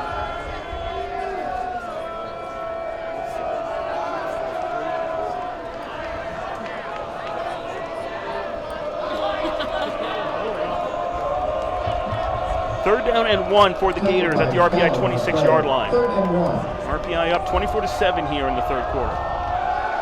Greer, quick pass. That Bacek's got it. That's a first down. He's tripped up, falls at the 10-yard line, right around the 10. This is probably going to be first and goal for Allegheny.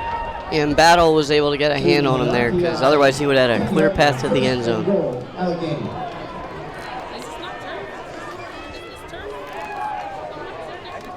11:20 to go here, third quarter. First and goal. Yep, they've dropped the yard markers. It was first and goal for Allegheny at the 10-yard line.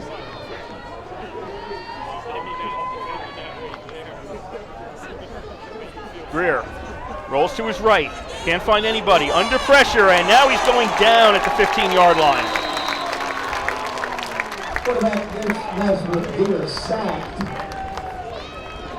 Is that Rogliano on the main tackle there? I think it was Rogliano and Fallon. On the tackle.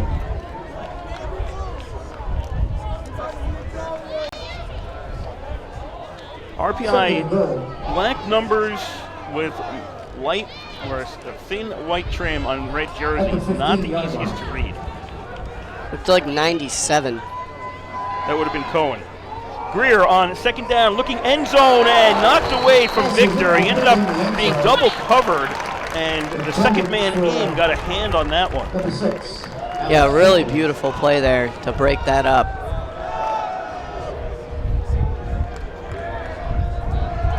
Yeah, just jumped in front of Victor and knocked the ball away. Pass was broken up by number 5, Perry. Francis Perry there on the breakup.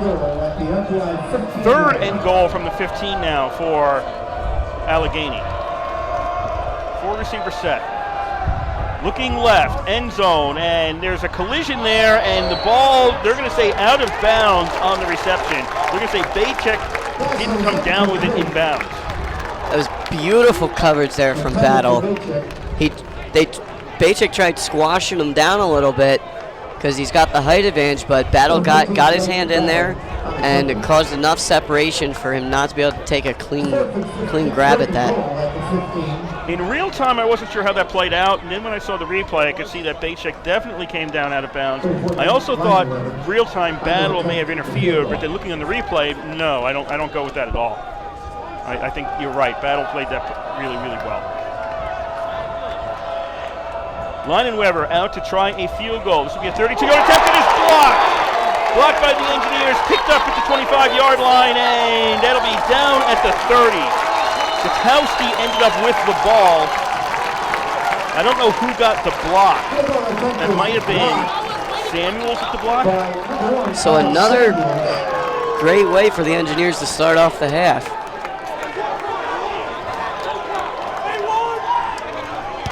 Ball is returned to the 20-yard line. RPI first and 10 at their own 20.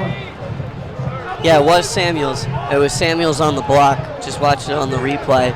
So the Engineers defense comes out with essentially another turnover to start the half.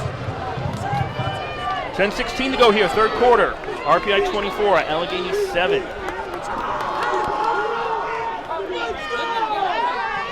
RPI had a short series. Their first possession this half. Engineers, they're going to hand off, and now this is a throw, and now McDonald gets the completion to the 20, to the 15, and down at the 5-yard line was the Chicos.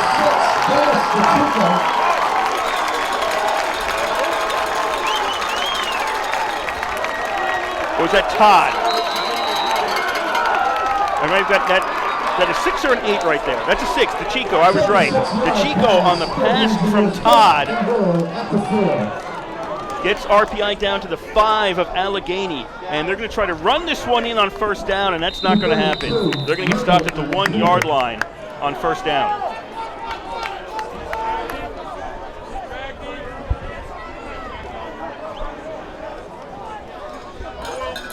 David, play. 9:30 to go here in the third quarter, and the Engineers with all the momentum. Second and goal from the 1-yard line for RPI.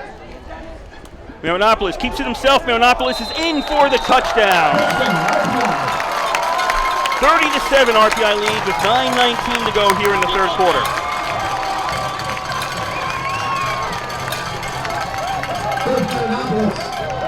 So after blocking a kick, the Engineers come right down the field in under a minute to extend the lead to 24.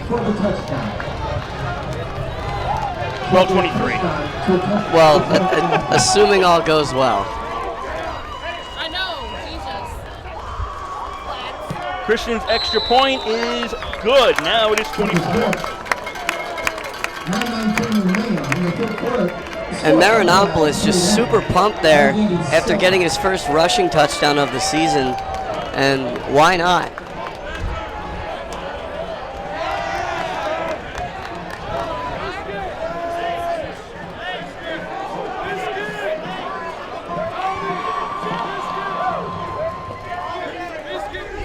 RPI in control of today's game. Out of town scores. This is what we have for you so far. There are 4 games underway.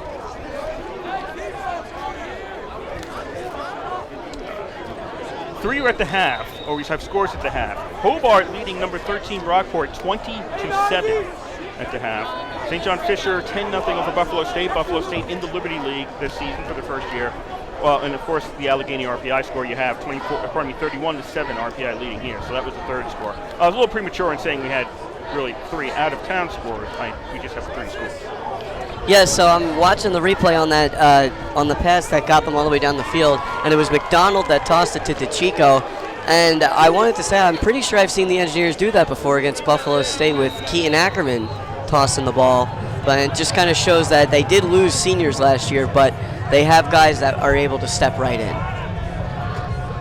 So Vinny McDonald also able to make the passes. Christian boots the ball away, and that goes into the end zone, and that'll be a touchback. Allegheny will take it at the 25-yard line. Yeah, and I didn't see Victor back there on the return. It looked like they stuck him in the middle. I think it was, I'm not exactly sure.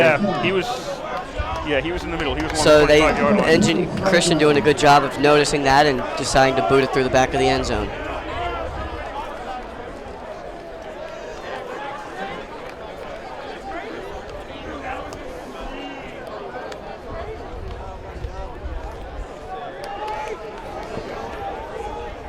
Still bright and sunny here in Troy, as RPI is enjoying the 24-point lead. Fans are enjoying it as well. Yeah, a lot of fans here. I even saw a few alumni coming back for the season opener.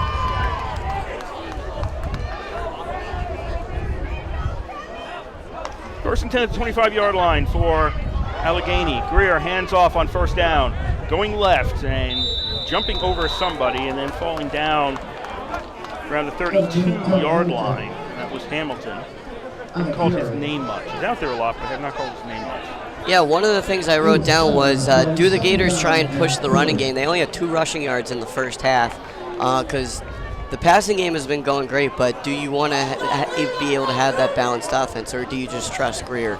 Yeah, that is a bad number for the first half. Pass in the flat is incomplete. Looking for Victor. That was a forward pass. He obviously played it in case it was a lateral, but it was clearly a forward pass if you got a good view of it. So that's incomplete on second down. That'll make it third down now for the Gators. Third down and 3.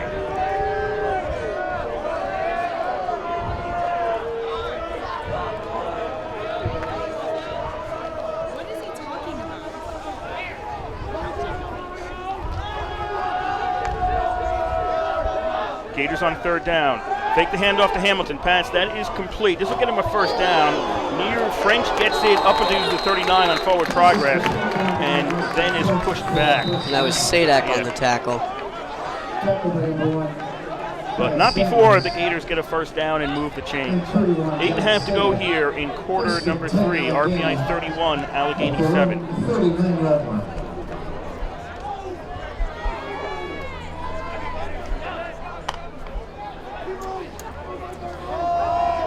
Hamilton on first down, rushes straight ahead, and an extended pile is finally called dead at the 40-yard line.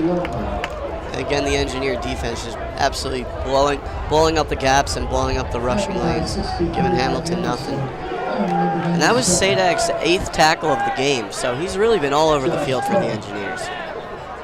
Second down and 9 from the 40. 2nd and 9.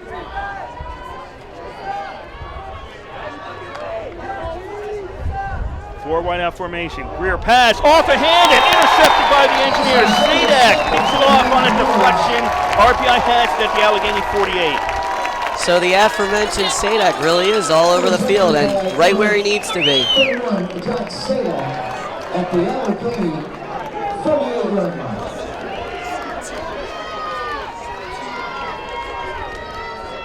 So that'll be the 2nd interception of the game.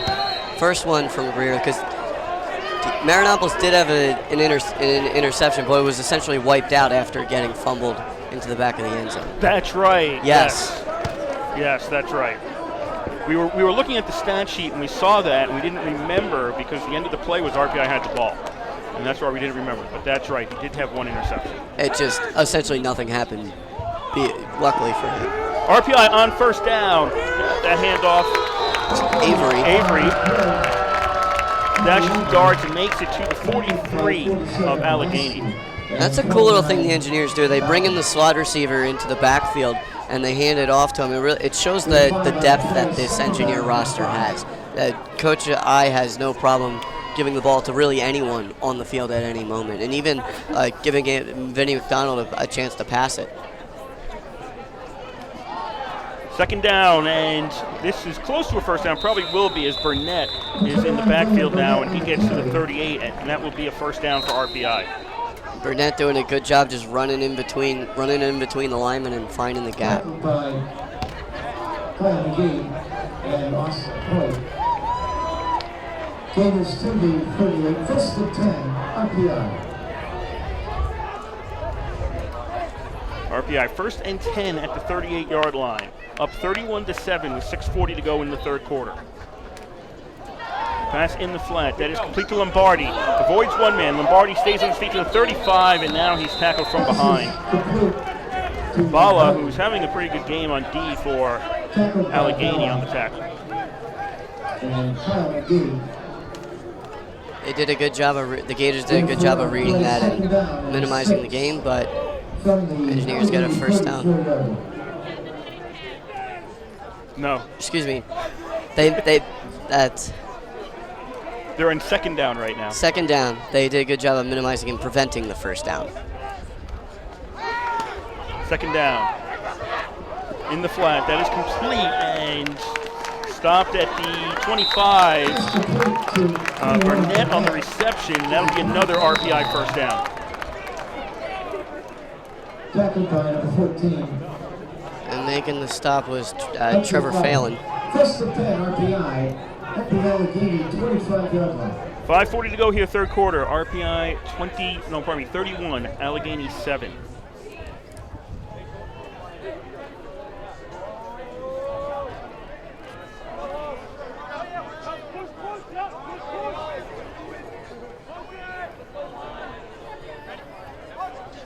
Three receivers to the right. RPI is going to keep it on the ground for Burnett, but he can't escape from Alisi. Tackled by 93. Alisi. So only a pickup of 2 for RPI on that 1st down play. 2nd down and 8.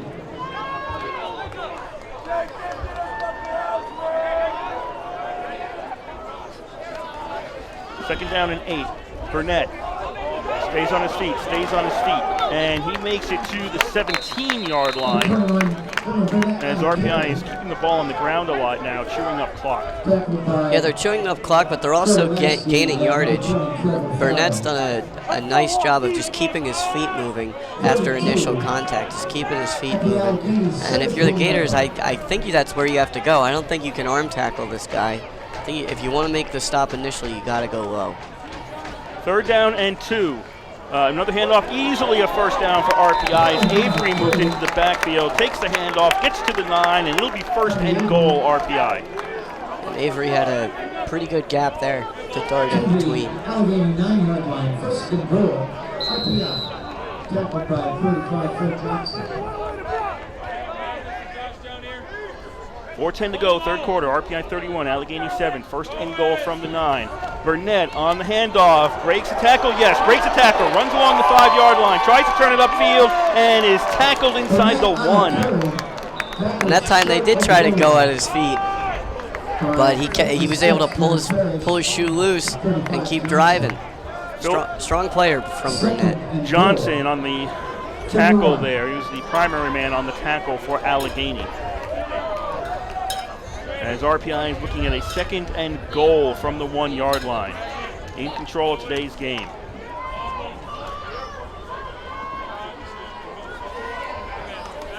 Second down. This is Meisland in the backfield, and he's going to take the direct snap, run it in from the 1, and RPI leads 37-7.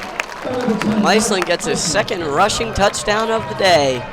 And the Engineers really starting to snowball right now. They're trying to roll a snowball down the hill of Allegheny.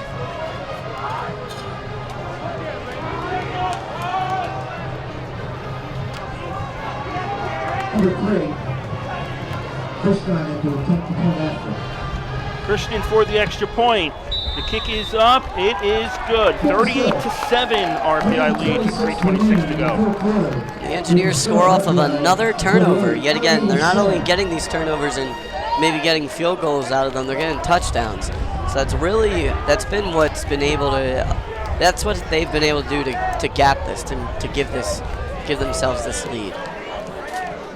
So if you're the Gators, what do you do? Because this game it's starting to reach the point of it's out of control for them. Their offense seems to be moving, and then they'll either a tip or a bad luck play, and the ball, next thing you know, the ball's in the Engineers' gut.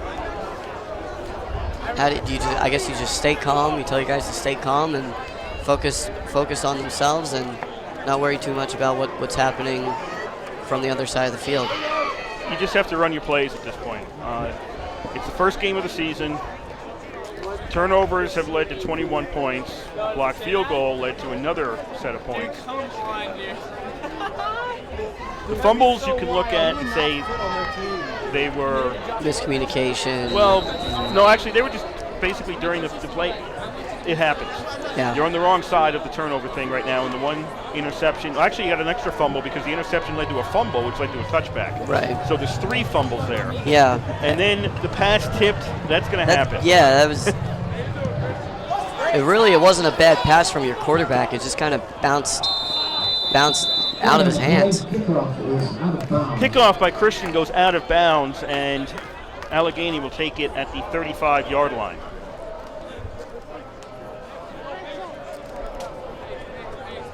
Out of bounds on the kicking team. The ball will be placed at the 35-yard line.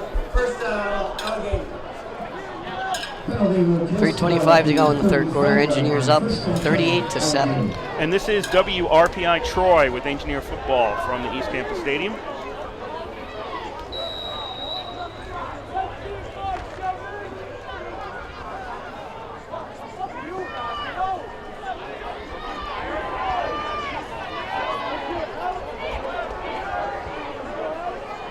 First and 10 for Allegheny at the 35-yard line.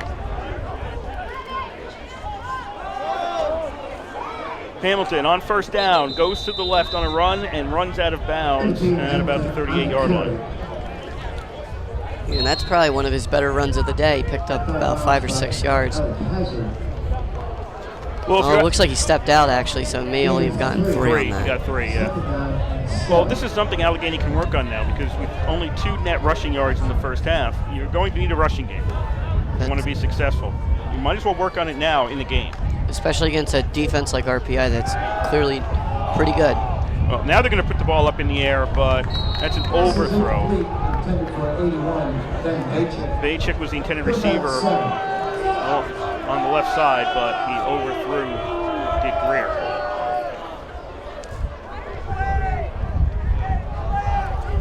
Third down coming up for the Gators.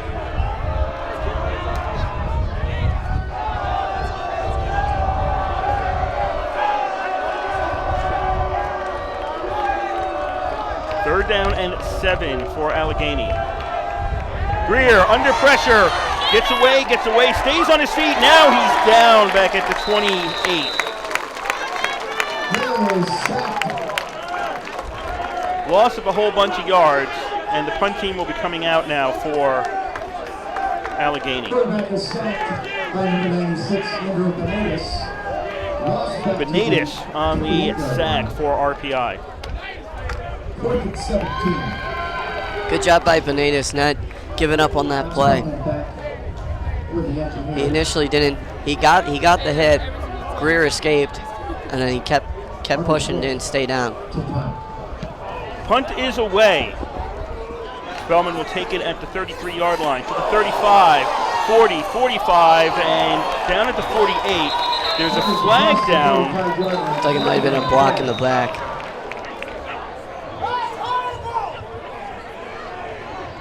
It's McDonald. Is that McDonald or Clement? There are two number 2s. I think that's Clement.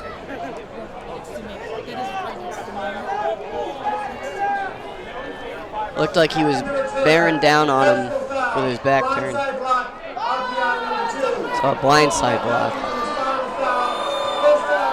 That's a personal foul on a blindside block. Personal foul penalty against the Engineers. They move the ball back to the RPI 20-yard line. 1st and 10.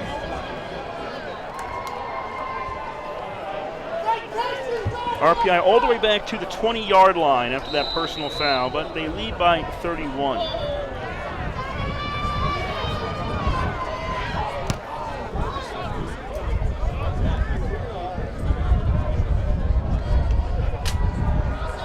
First down at the 20, and that's all it's going to be. RPI tries to keep this one on the ground. Well, they do keep it on the ground, but they don't pick up any yards on that. Stopped by 47 Corey Lasky. No gain on the play. And it was Lasky again. Corey Lasky coming up with the stop for the Gators. RPI 2nd and 10 from the 20-yard line.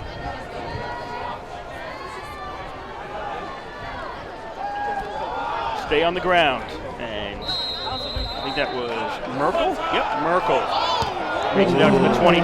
And we got some activity. Somebody from RPI got knocked down? Yeah. Grayson Lee on the stop.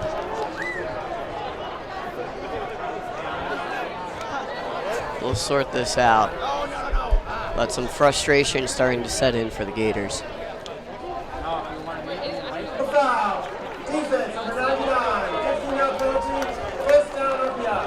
It's Kazin on the personal foul. Yeah, so the lineman, the Engineer lineman kept blocking. And he didn't really like that.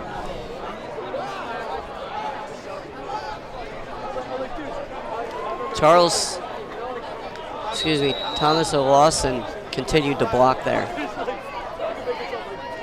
1st and 10 RPI at their own 37, 1:25 to go in the 3rd quarter. RPI up by 31. And Merkel goes to the left. Turns the corner, and he's up to the 43. That's a pickup of 6. Stopped on the play there by Hudson Alred. 43-yard line. Gain 5, 2nd and 5.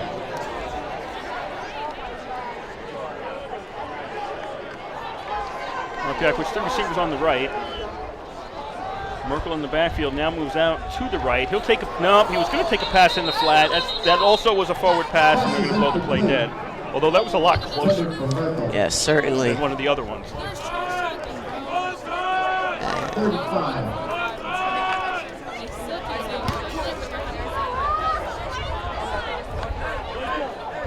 So the Engineers, the run game really was going there. They've had the run game, they've had the pass game. So it's been a tough test here for the Gator defense. 50 seconds to go in the 3rd quarter. 3rd down and 4 RPI. In the air, that's a completion, and that'll be a 1st down for RPI. Who do we have out there? That's somebody new, isn't it? Yes.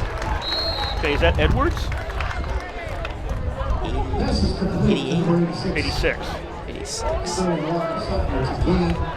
the Allegheny 41-yard line. 1st and 10. Okay, 1st and 10 RPI as we're looking that one up. That's Sterling Walker Sutton. So passing the flag goes down to the 33-yard line. I believe there's now a horse collar tackle being called against Allegheny. So that was a pickup of 8, and then I think there's going to be another 15 tacked onto that.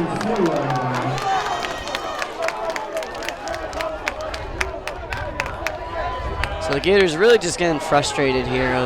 Looking at the scoreboard, they still got a quarter to play. Not sticking to their basics and the fundamentals. That is McGee being called for the horse collar. The play got RPI down to the 34-yard line. This will move them to the 19. Personal foul penalty against Allegheny. RPI first and 10 at the Allegheny 19-yard line.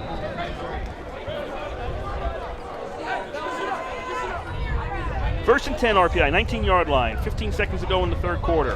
Marinopolis fakes going right, finds a wide open man, and that's Todd for the touchdown.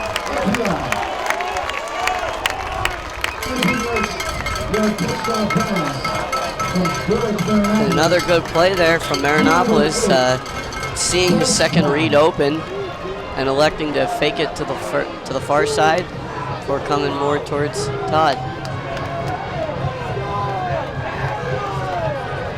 44-7, RPI leads.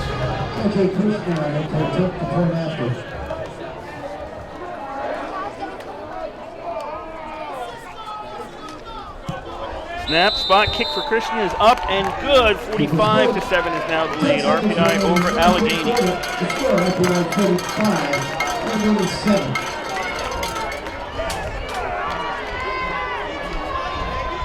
And you can see on that last drive, Allegheny, they had it. The Engineers had momentum, and then to snowball on top of that, they were getting penalties called for them too.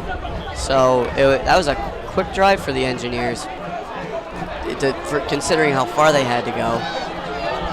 But I think if you're the Allegheny coach, if you're Nagy, it's your first game as a head coach at Allegheny. Maybe you call a timeout, or there's only 10 seconds left. So at least call your team over at the end of the quarter and just settle them a little bit, especially your defense, because you don't want them making those sloppy plays all season. And you mentioned earlier about how for a first game there weren't as many penalties as we're used to seeing. So both teams, they did start off pretty strong, but I think all the turnovers it got away from the Gators.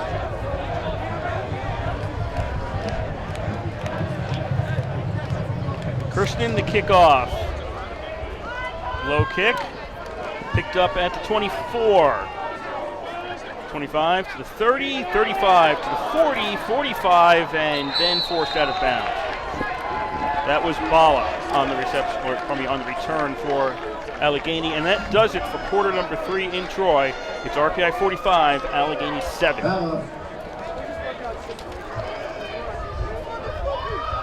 So one more quarter to go here from the East Campus Athletic Village. We've got a couple more clouds now, but it's still beautiful weather here in Troy, New York. It's the end of the third quarter with the score RPI 45, Allegheny 7.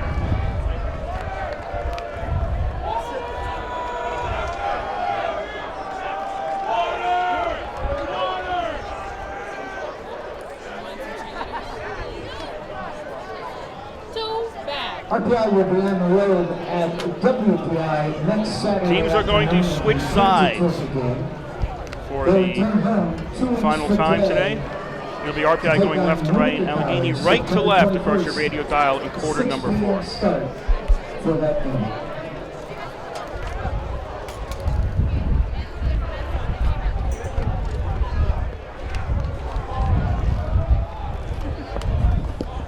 Ball placed at the Gators 47.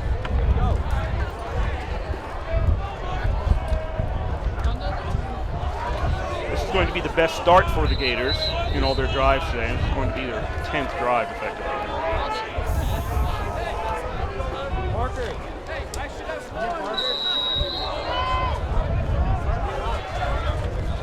RPI firmly in control of this one.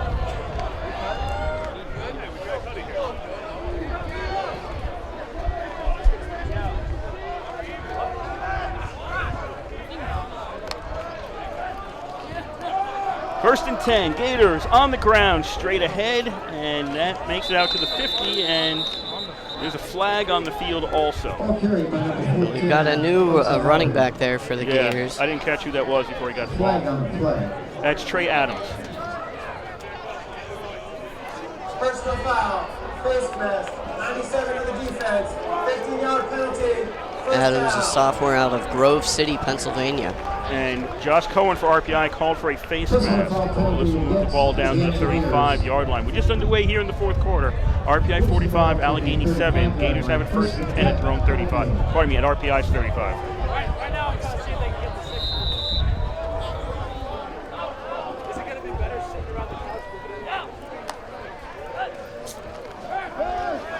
In the flat, pass to Victor complete, but then tackled in the flat, and that's a loss of about 5. Is that Samuels? Yeah, that was Samuels. That a great read there by Samuels, blasting into the backfield.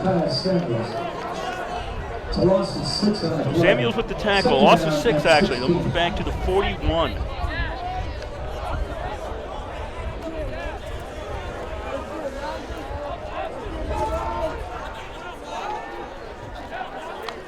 Second down and 16 at the 41-yard line.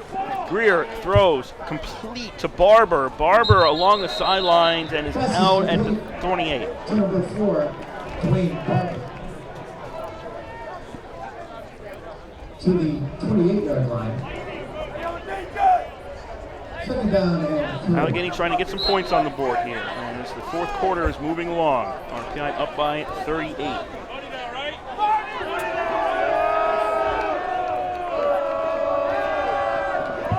Greer pass. Barber's got it again, and Barber's got a first down. Pass is complete to number 4. Can't move forward after he got the ball, but his forward progress gets him enough for a first down for the Allegheny Gators. Gain to the RPI 23-yard line. First and 10, Allegheny.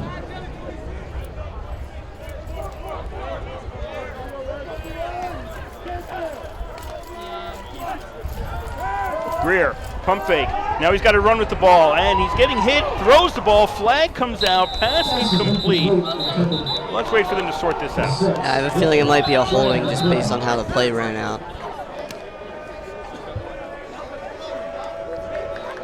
Impressive job by Greer to get that ball away with a man wrapped around his ankles. Penalty is against Allegheny. Referee is checking to see if RPI wants to decline this.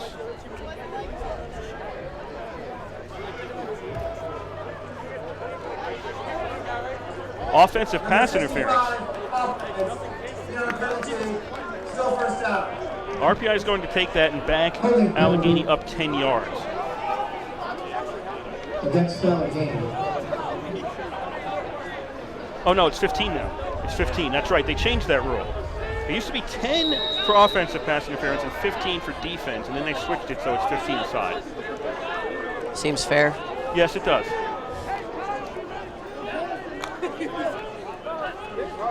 First and 25 for Allegheny.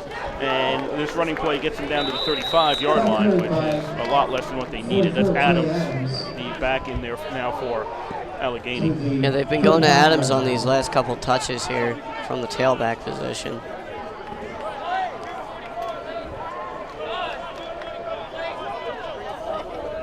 Second down and 22. Second and 22, balls at the 35-yard line. Play action. Greer puts it up and overthrows Hayes around the 15-yard line. Yeah, and he had him there. I'm not sure if it would have been a first down, but it would have been a lot closer, at least for a field goal attempt. It's still third down. We'll see what happens. But certainly would have made it more doable. He was open. Yeah.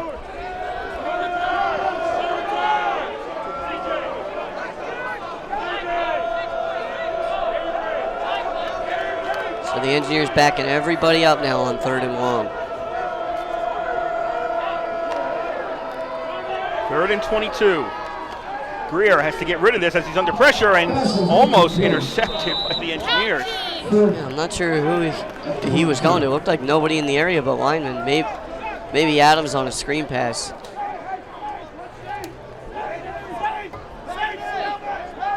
Are they sending out the punt team? Yes, they are. You know, why don't you just, it's the 35-yard line. Just go for it. Yeah. 24, Max Brenner back deep to receive. Now we've got a timeout. Allegheny's going to call a timeout. 4th and 22 at the 35. There's 12:50 to go here in the game. RPI leads 45-7. Just go for it. Yeah, you really don't have much to lose. At least get another more in-game action for your guys. Even if you get 5-10 yards, you know, RPI's at the 25. If RPI being at the 25 right now is too much of a threat, what does it matter? Yeah, I say go for the end zone, honestly. Nope, they're going to send out Wolf to punt. Or at least we think they're going to punt.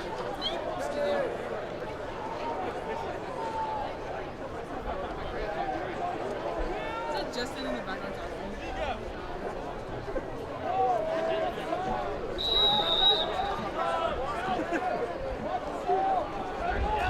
Oh, they're kicking. Let's see what Allegheny does here on 4th and 22. Back to Wolf. Yeah, he's going to kick it. RPI signaled a fair catch, and it'll be downed at the 1-yard line. Okay, in terms of a punt, that's the best you're going to get right there.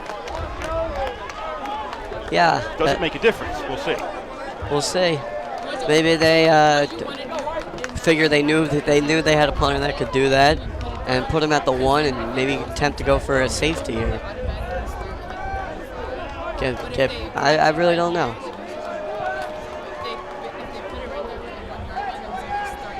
Send out a crazy blitz.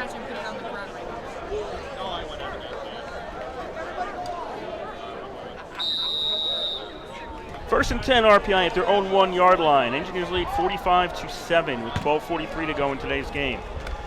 Handoff on first down. RPI gets out of the end zone, and they get out to the 3-yard line. Ooh, that's a little bit of room.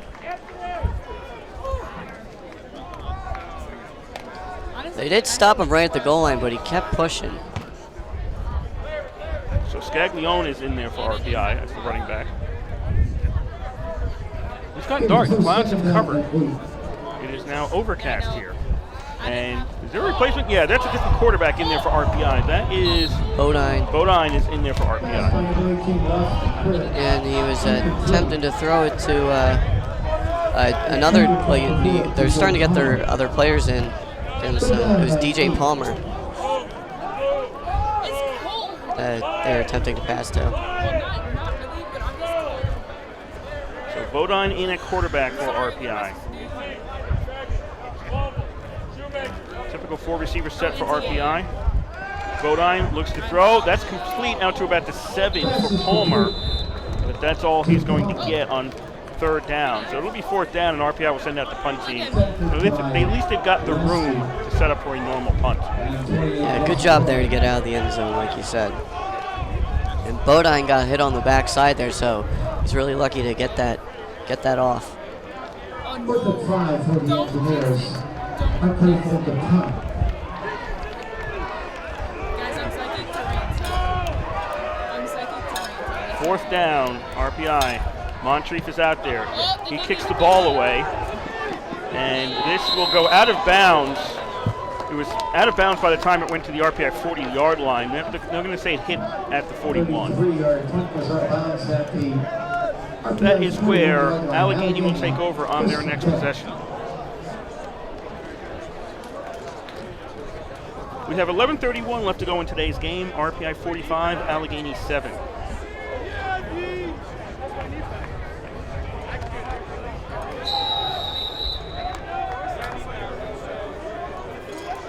By my count, this is the first time Allegheny started a drive on RPI's side of the field.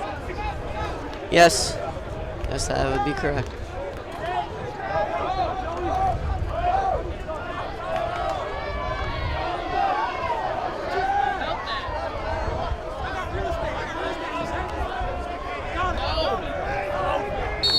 It's not. Officials blow the play dead before it ever happens. Oh, they're going to say stop. That is a delay of game against Allegheny. And just not going their way today. Still first down. Not everybody comes out and plays well in their first game. But the Engineers have in recent memory. I believe they've won 9 of their last 10 season openers. They've won a lot in a row. I saw that stat in Kevin's notes. 1st and 15 now for Allegheny.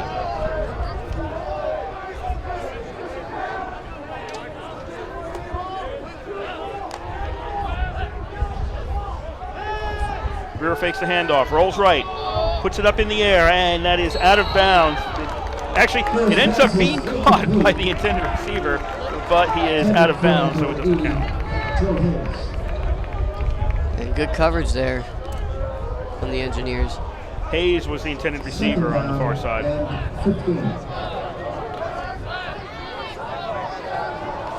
And even on the defensive side, the Engineers are starting to get some of their younger players more reps. 2nd down, almost a mistake on the handoff there. Greer keeps it, and he gets out to the 44, I would say. And CJ Schumacher did a great job coming in on the blitz there to really force that play to be blown up. Schumacher, a freshman out of Charlton, Massachusetts.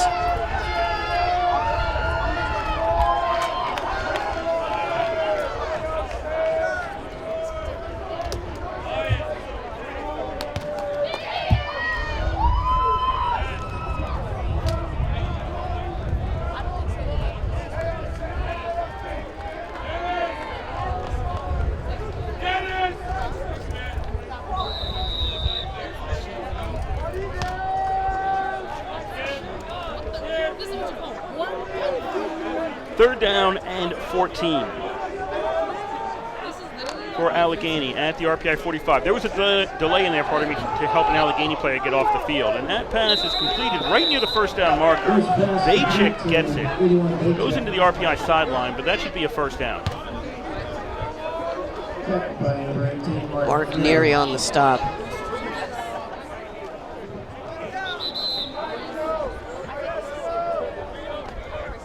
Are they eyeballing this?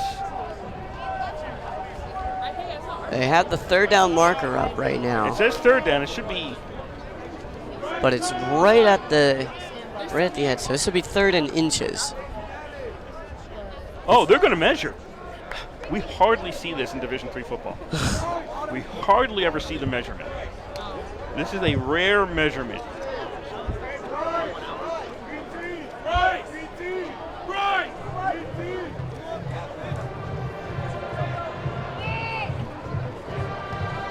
What do we have here?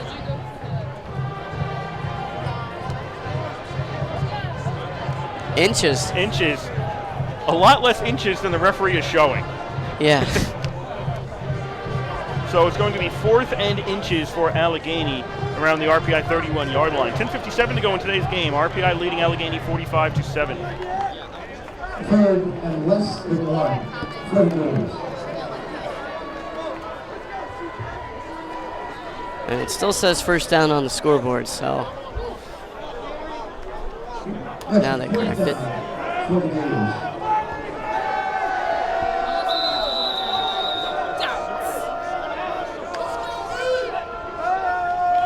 And on 4th down, Allegheny will easily get the 1st down as Adams took it, got his body at least across the 30. I think he can get to 28. Yeah, that's how far he got. So that's a 1st down for Allegheny.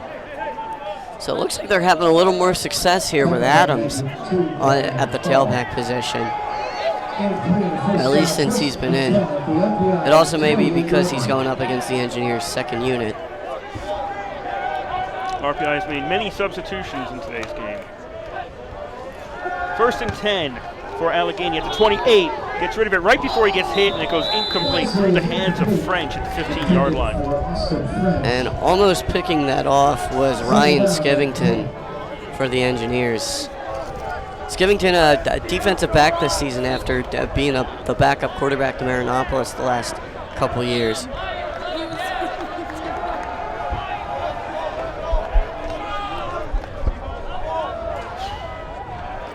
Second down and 10. Greer throws, that's incomplete. First pass intended for 31. And another thing I'm noticing, CJ Schumacher's doing a great job of timing his blitz and when he's going to come in on the play.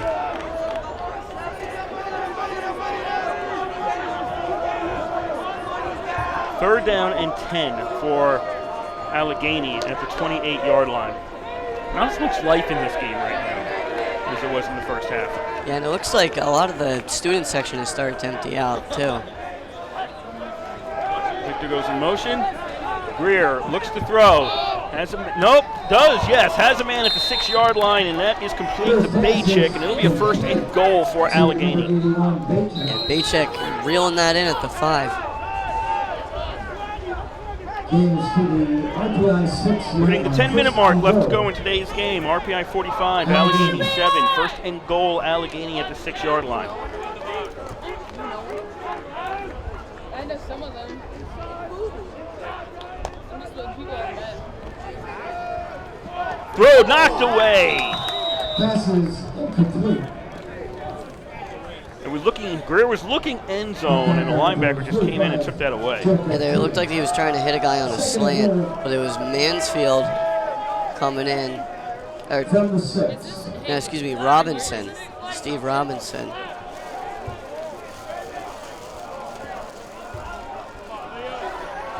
Second and goal from the 6 for Allegheny. 4 wide out formation. Adams will take carry. Greer keeps it. Greer is in for the touchdown. Just got in before his knees hit, and Allegheny picks up their second TD of the game.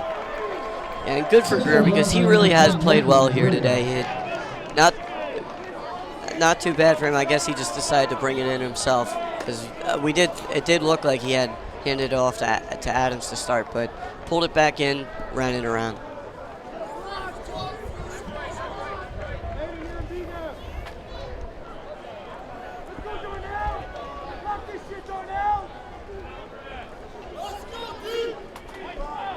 Lynon Weber in for the extra point attempt. Snap, spot, the kick is up, and the kick is good. 45-14 is your score with 9:39 to go in today's game. It's good. 9:39 remaining. So the Gators give themselves something to work with. And really it's unfortunate for them because they did have several good drives at the beginning of the game that just ended with turnovers, so it just kind of wiped away all the momentum they would have from a really strong drive down the field. But you do have to credit the Engineer defense for forcing those turnovers. For Allegheny, this is probably going to be a day where they couldn't afford to make many mistakes, and they made too many. Yeah, and the Engineers capitalized on those mistakes that they made is what it is. Yes. They did turn the ball over, but then the Engineers went down and scored. It wasn't like they turned it over and then punted it away. So it's when you're going up, if you're a team like Allegheny, not really, and you're going up against a team like RPI that's been to 2 national tournaments now in a row and is in the national rankings to start this season, there's like you said, there's a very thin line that you have to work with.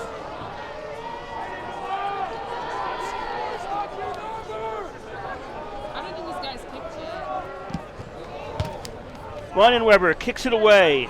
Spellman takes it at the 8-yard line to the 15. Spellman into the middle of the field to the 20, and he is stopped around the 25. And that's where RPI will have the ball with 9:32 to go in today's game.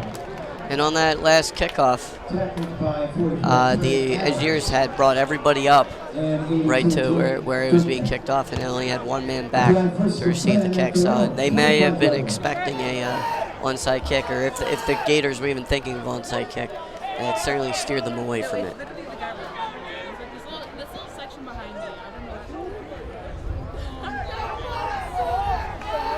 First and 10, RPI at the 25-yard line. Bodine in at quarterback for another drive. Hands off to Merkel. Merkel gets caught behind the line of scrimmage, can't get free. Ultimately, there were 8 guys around him from Allegheny because it was easy to tell there were only 3 other people on the field from Allegheny. Those 3 were away. The other people had to be 8. The odds were not in his favor. No, but he did his best. He was dipping and dodging and made most of it. Only lost one on the play.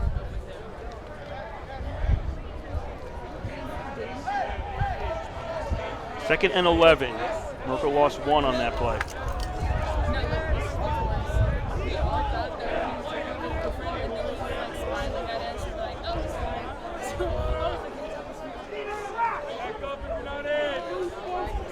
RPI taking, and I was about to say taking a lot of time between plays. That was too much time.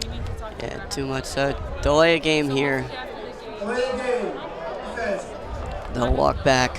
But like you said, between the overcast skies and the emptying crowd, the big score differential, the energy here at ECAT has lowered. Second down and 16. Second and 16.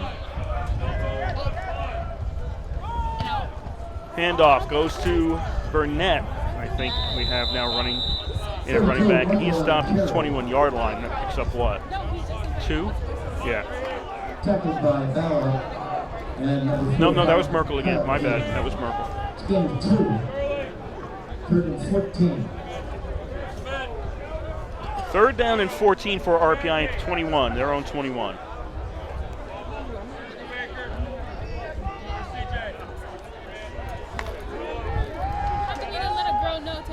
Back to pass is Bodine. Bodine has to run with it now to the 20, makes it out to the 23 and 24, and that's it. Yeah, and credit the engineers. They are playing an honest game. They're not just running down the game clock every time. They snapped that with about 13, 14 to go.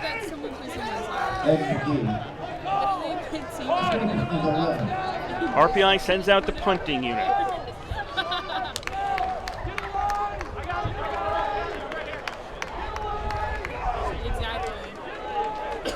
They got my man. As we hit the halfway point of quarter number 4. The first half of this game went pretty quickly. Not super quickly, but pretty quickly. But the second half here, this has not been the quickest second half. Taken by Victor at the 37 and dropped there.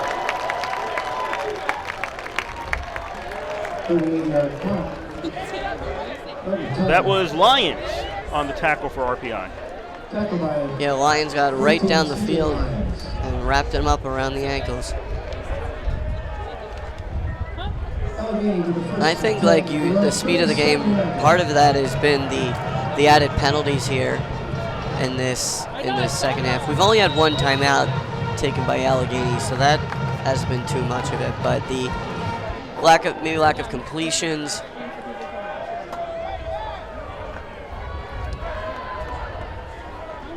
Allegheny first and 10 at their own 37. RPI up 45-14 with 7:14 to go today. And Adams takes the handoff and is stopped for a loss of 2. By 44 Trey Adams. So the Gators again trying to get that running game going. Hall on the tackle for RPI. Second down and 12. Out of town in the fourth quarter, Hobart 33, Brockport 7. Oh. That's big news. And it was 20-7 at the half. And I was thinking, well, let's see what happens. And what happens is Hobart's the only team to score after that. Pass to the right along the sideline. That is complete to Barber, and Barber's pushed out right near the first down marker. And then we've got a flag afterwards, as one of the engineers ended up on the Allegheny sideline. Yeah, looking. I think, is that a flag? It is a flag. Let's see how they straighten this one out. You know what? Allegheny didn't bring a lot of people to this game. That was Kim Youngender. That got mixed up on the Allegheny sideline. Yeah, Youngender was getting called for a hit out of bounds, personal foul. That'll move Allegheny down to the 37 of RPI for a first and 10. 6.5 to go, fourth quarter. RPI 45, Allegheny 14. Greer throws. That is complete along the sidelines to the 10, down near the 5, inside the 5. Barber tackles right before he was going to hit the end zone. To the 40-yard line Is that Neary, 18 on the tackle?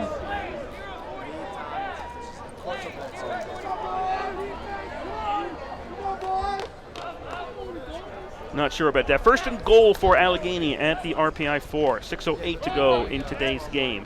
Adams on first down, can't find any room to maneuver, and he'll be stopped at the line of scrimmage.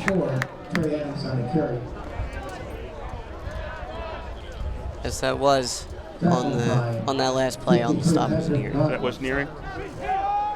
Naughton was in on the tackle on this play for RPI. No gain on the play. Second and goal. 5:40 to go here in the fourth quarter. Second and goal at the 4-yard line. Will they give to Adams? No. Greer keeps it himself, and okay, he's lucky. He lost the ball, but his knee went down when he was at the 1, so he lost it after that. It'll be third and goal at the 1 for Allegheny. And again, Greer electing to just tuck that in and drive towards the end zone. Third and goal.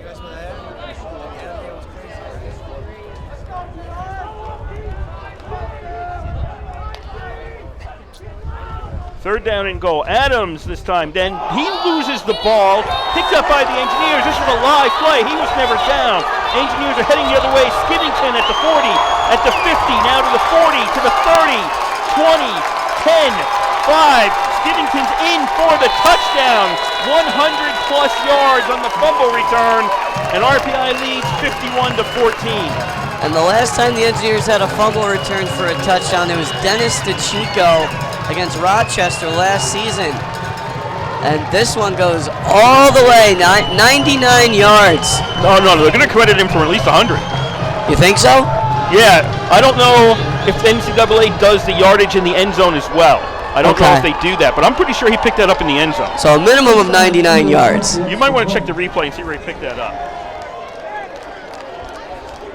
I thought it was in the end zone. He ran it back all the way. Christian with the extra point. That is up. Whoops, we got a flag on the play. He picked it up at least 2 yards into the end zone. All right. So I don't know if the NCAA gives you the extra yards in the end zone or not. Sometimes they only say, oh, it's 100 yards. That's the most you can get. And sometimes they'll add the extra yards.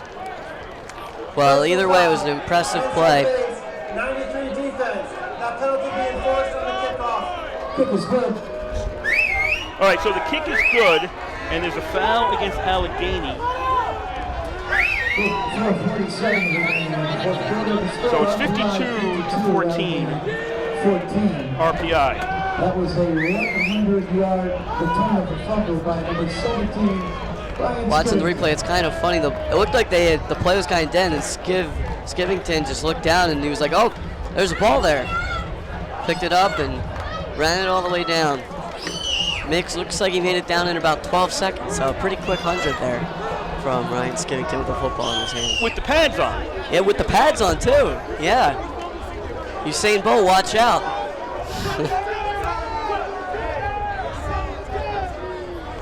So more bad for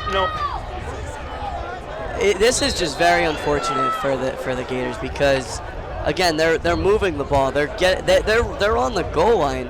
And they just can't punch it in. They fumbled at the 2 in the first quarter. The RPI 2, remember that? RPI went 98 yards the other way. They had the interception and fumbled it right at the 1.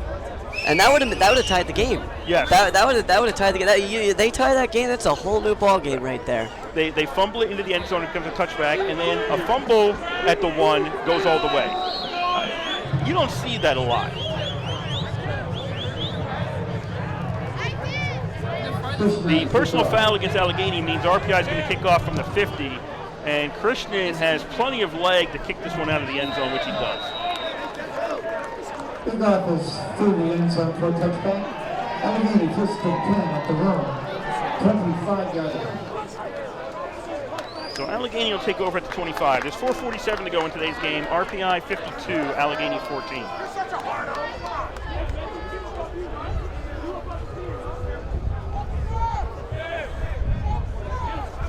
Yeah, I think if you're the Gators, you take a look back at this game and you say this is a really good team that we went against, and we did, for the most part, we could play with them, but we need to be more responsible with the ball.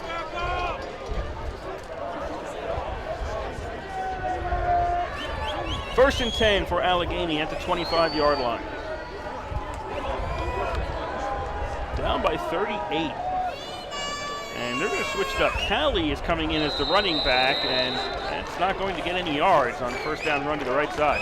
It looks like we got a new quarterback, too.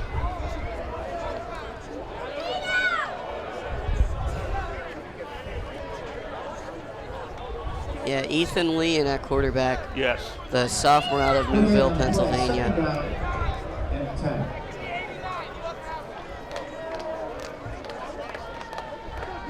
So, Allegheny on second down.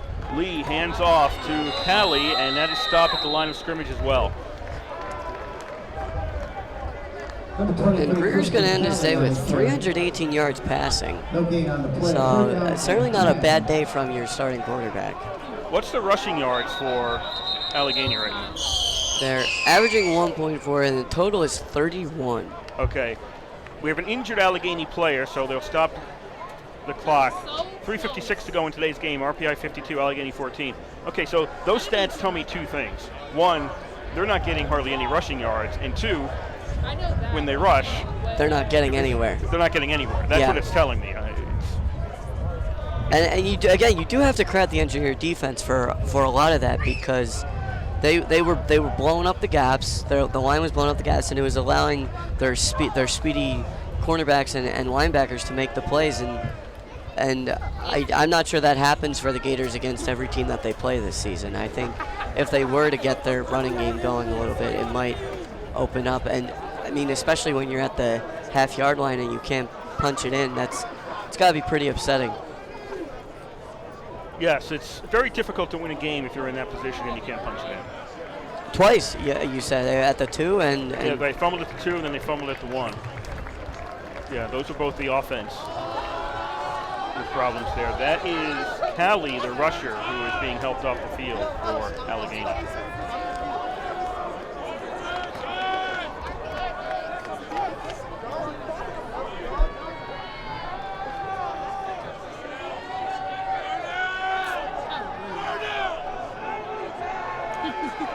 Third down and 10 for Allegheny at the 25-yard line.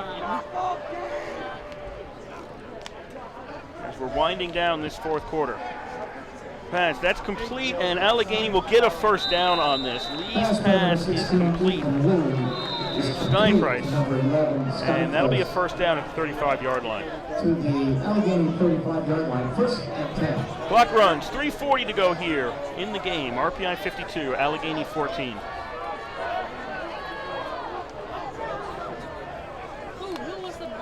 First and 10 at the 35.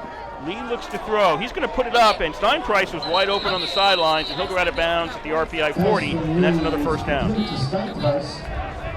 So again, the Gators are offense is moving.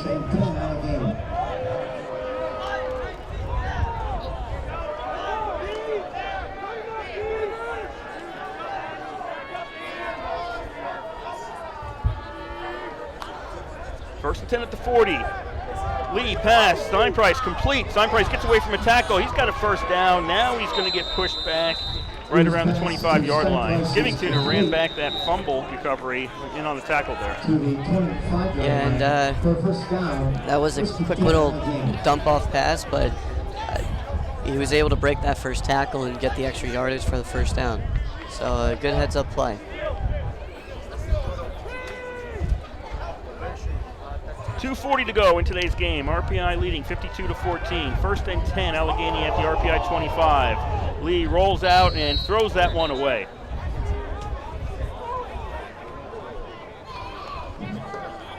Lee's pass is incomplete. Second down and 10.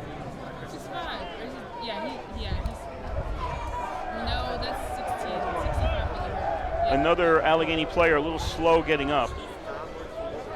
I was talking before, they brought maybe 45 guys.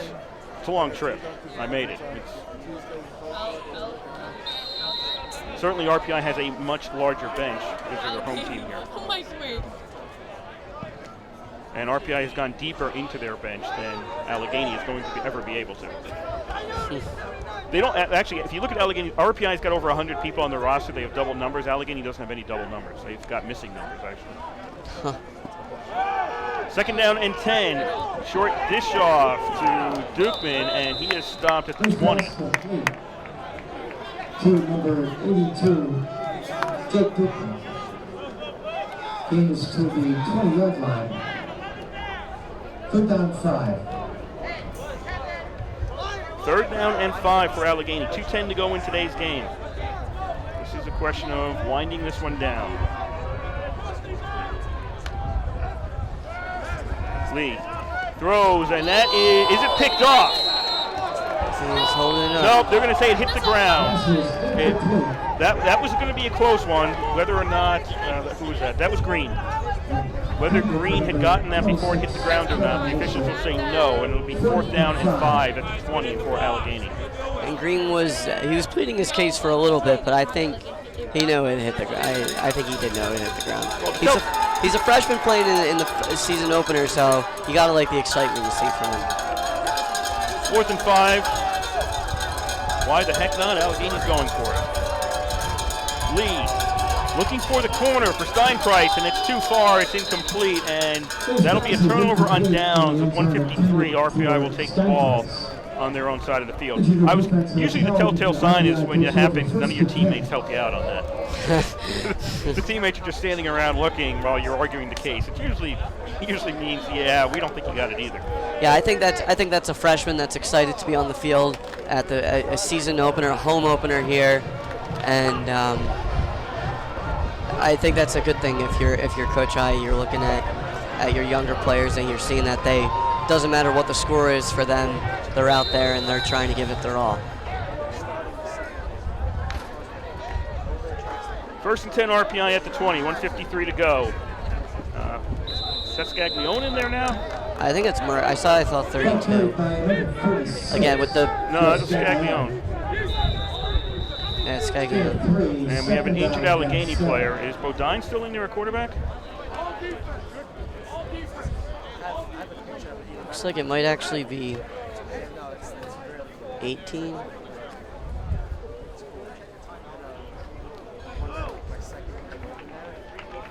Crib? Yeah, it's either Lawson or but it's 18 and 19. So, and with the like you said, with the black numbers and the red jerseys. Yeah, that's Crib. Up. That's an 18. That's Crib is in there now at quarterback for RPI. Another injury or a shaken up Allegheny player. So a little stoppage here while he gets off the field. And speaking of injuries, the injuries have, knock on wood, gone through this one pretty not too banged up so far. Again, Crib at quarterback for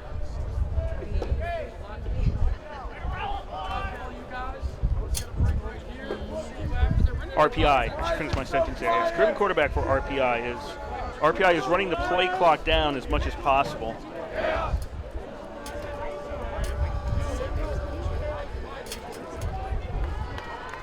It's a 2nd and 7. They want to get this down to about 1 minute. Now they'll snap it with about 1:05 to go. Scaglione on the carry to the 25. Scaglione to the 29. The clock will continue to run. It'll be 3rd down and 39-yard line. some odd 1 yard to go. RPI just has to run one more play. 46, Earl Swan. Once it gets below 40 seconds, if they just run a play, they don't have to run anything else after that. I'm going to assume Allegheny's not going to stop the clock. 3rd and less than 1. RPI goes into the victory formation. Yeah, I was about to say they need to get another person on the line. Finally, somebody moved up there. And Crib will go back and take a knee with about 15 seconds left, and it's just a matter of the clock winding down. RPI is going to be the 52-14 victors in today's game. So a great way for the Engineers to start off their year. The last season they opened up at Allegheny and they won 40-19. This year they win 52-14. And after going back and looking at that, the Gators also had 4 turnovers in that game. So certainly, and one of them was a touchdown that got run back by Luke Watanabe. So that certainly seems to be a theme for them against the Engineers. They just can't keep the ball. But and it wasn't weather or anything. I remember the game last year. The weather was fine, so it wasn't like Brockport. The game against Brockport last year, RPI was wet and rainy, and you had turnovers because of that. So it was like today's game. There was no weather-related incidents. I mean, September football, so that does make sense. Yes. But RPI picks up a 52-14 victory here over Allegheny. For RPI. Obviously, no game is perfect, but they did a lot more right than wrong today. You can't really argue with the score, the performance. A lot of people got into today's game, and talking about lack of injuries for RPI, they were fresh. Yeah. You didn't have people out there getting tired as the game went along. RPI was staying fresh. And you mentioned the substitutions; they were subbing in left and right, and I think that's a very important thing for the entire season because it gives guys that maybe aren't listed as a starter, that it gives them confidence that they are going to get in and they are going to make an impact on the game. And when you have a roster as big as RPI, you also mentioned how they have double numbers, then that's what you want. You don't want guys being upset that there's only 20 guys on the field. So good management by the coaching staff to keep everybody involved regardless of the score. All right, so I'm going to run down the scoring in today's game. There was a lot of it. RPI in the first quarter, 9:06 to go. Meischel with a 1-yard run. Christian's kick made it 7-0 RPI, and that was a lead they never lost. Never lost the lead. 1:03 to go in the first quarter. Burnett with a 4-yard run. Christian's kick made it 14-0, and that was the score after one quarter. The second quarter for Allegheny, French with a 9-yard pass from Greer. Lynon Weber's kick made it 14-7 RPI. Then RPI came back. Christian with a 34-yard field goal, 5:52 to go in the second, made it 17-7. And with 2 seconds left in the second quarter, McDonald, a 1-yard pass from Marinopolis, and Christian's kick made it 24-7. That was the score at halftime. RPI 24, Allegheny 7.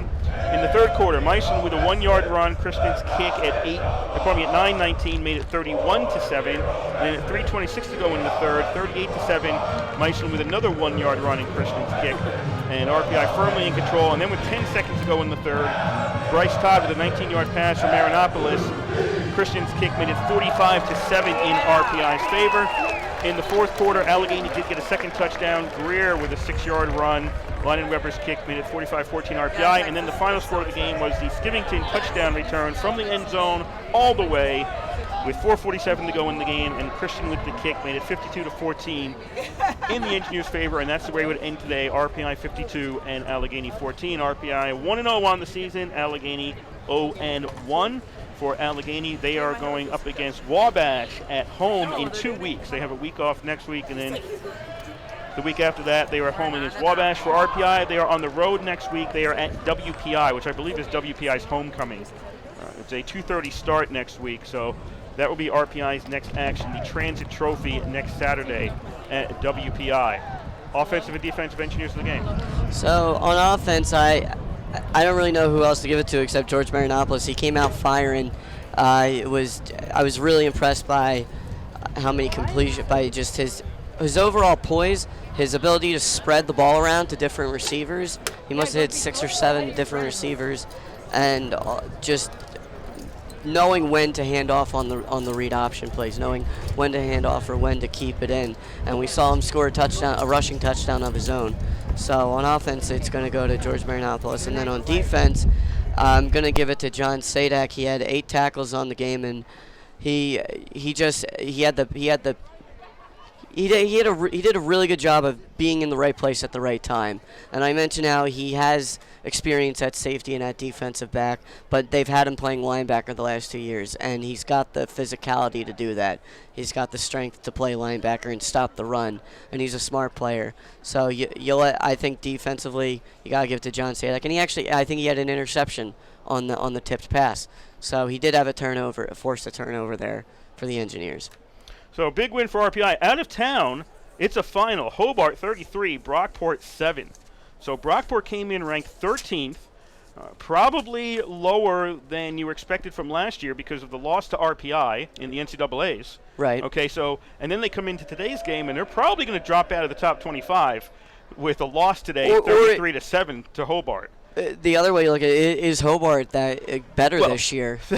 That's the unknown. That's a but question we'll get to because see them. RPI likely won't play Brockport. They are going to be playing Hobart. Correct. So what happened in that game? Is Hobart better than last year? RPI did beat Hobart last year. They beat them 2 years in a row, actually.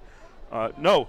They did not beat them 2 years ago. Hobart, right. They had a very good passing attack from That's what right. I can remember. I'm wrong. You're correct. It was the year before they lost to Hobart. Last year, RPI lost to Union in conference. Correct. Yes. Correct. So the question is Hobart better than last year? Certainly possible. Is Brockport worse than last year? Who knows what was going on in that game? I'll probably want to read a report on that one to see what happened. Also, St. John Fisher defeated Buffalo State 23-6. At the half, Ithaca is dominating St. Vincent 49-14. Over in Schenectady, I don't have a score for you. Westfield State against Union. And the other two games involving Liberty League schools, St. Lawrence in Utica and Case Western in Rochester. Those games are later tonight. Those are 7 o'clock starts, so obviously we can't get a score for you right now. It hasn't happened yet. So that's what's going on out there. So it's RPI against WPI next Saturday on the road, as RPI has 4 non-conference games and 6 conference games in their season. That is all. Any final words, Joe? No, I had fun, and the Engineers' offense and defense certainly made it fun to watch from up here. And best of luck to them the rest of the season.